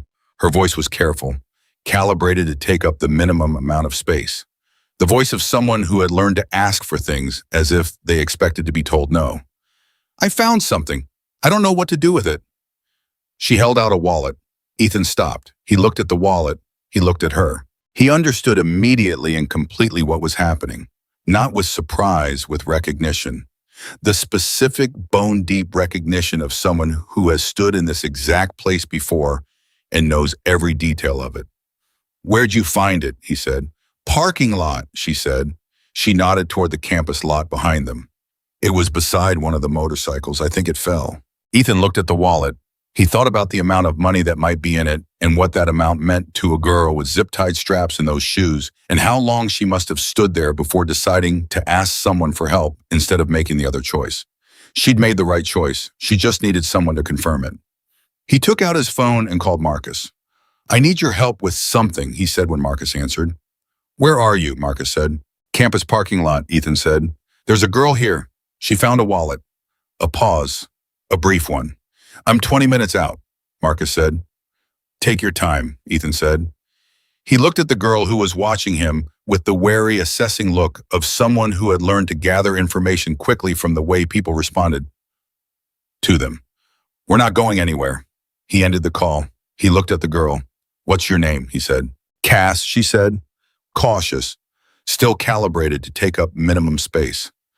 "I'm Ethan," he said. He gestured toward a bench nearby. "Sit down. I'm going to tell you something." She sat. He sat across from her, and he said, 9 months ago, I was exactly where you are right now." She looked at him. "Not this specific parking lot," he said, "but this specific moment. I found a wallet. I stood there and thought about everything that money could do. I was hungry, and I was exhausted, and I was alone, and nobody was watching." He paused. "And I made the right choice. And everything in my life that came after the room, the girl, the school, the people, all of it came from that one decision." He looked at her steadily. "You already made the right choice. You came to someone instead of walking away. That was the hard part." She was quiet for a moment. "How did you know it was the right choice?" she said. "When you were standing there. How did you know?" "I didn't," Ethan said honestly. "I just knew who I wanted to be. And I knew that the choice I made in that parking lot was going to tell me whether I actually was that person or just wanted to be." He paused. "You already know which one you are. That's why you didn't walk away."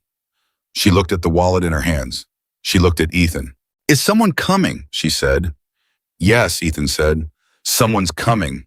He sat with her on the bench and they waited, and the morning went on around them in the way mornings do, indifferent to the specific weight of any particular human moment, unaware that 20 feet from the campus parking lot, a chain that had started 32 years ago in a truck in Flagstaff was adding another link. Marcus arrived in 19 minutes. He pulled into the lot and walked over with the unhurried certainty of a man who had done this before and understood its value completely. He looked at Cass. He looked at Ethan. Something in his expression, controlled, private, not for display, shifted. He looked at Ethan for one moment with the specific look of a man seeing something he had hoped for and hadn't let himself count on. Then he turned to Cass. "Let's find out who this belongs to," he said, "and then let's figure out what you need." Ethan watched Marcus sit down beside the girl, watched him begin the conversation with the same directness and care he'd used in every version of this conversation going back 31 years, to a diner in Phoenix where a 22-year-old had walked in with someone's wallet and walked out with his future. He felt the chain between his hands. Not literally, but completely. The weight of it, the length of it, the specific, irreversible fact of it. Eugene Marsh had kept a door open in 1992 and never known what walked through it. Robert Delaney had kept a door open for 31 years and finally been given the grace of knowing. Marcus Callahan had carried a debt with patience and integrity through 3 decades and delivered it exactly when it was supposed to be delivered. And Ethan Walker, 21 years old, sitting on a bench in a campus parking lot in Phoenix on a September morning, had just become the next person responsible for keeping the door open. He was not afraid of that responsibility. He was not overwhelmed by it. He accepted it the same way he'd accepted everything that had mattered fully quietly with both hands. Some chains are built from gold from power, from the accumulation of things that can be measured. This chain was built from something that couldn't be weighed or counted or kept in a vault. It was built from the choices people made in their worst moments when nobody was watching, when the wrong answer was easy and the right answer cost everything they had. It was built from integrity, and it did not break.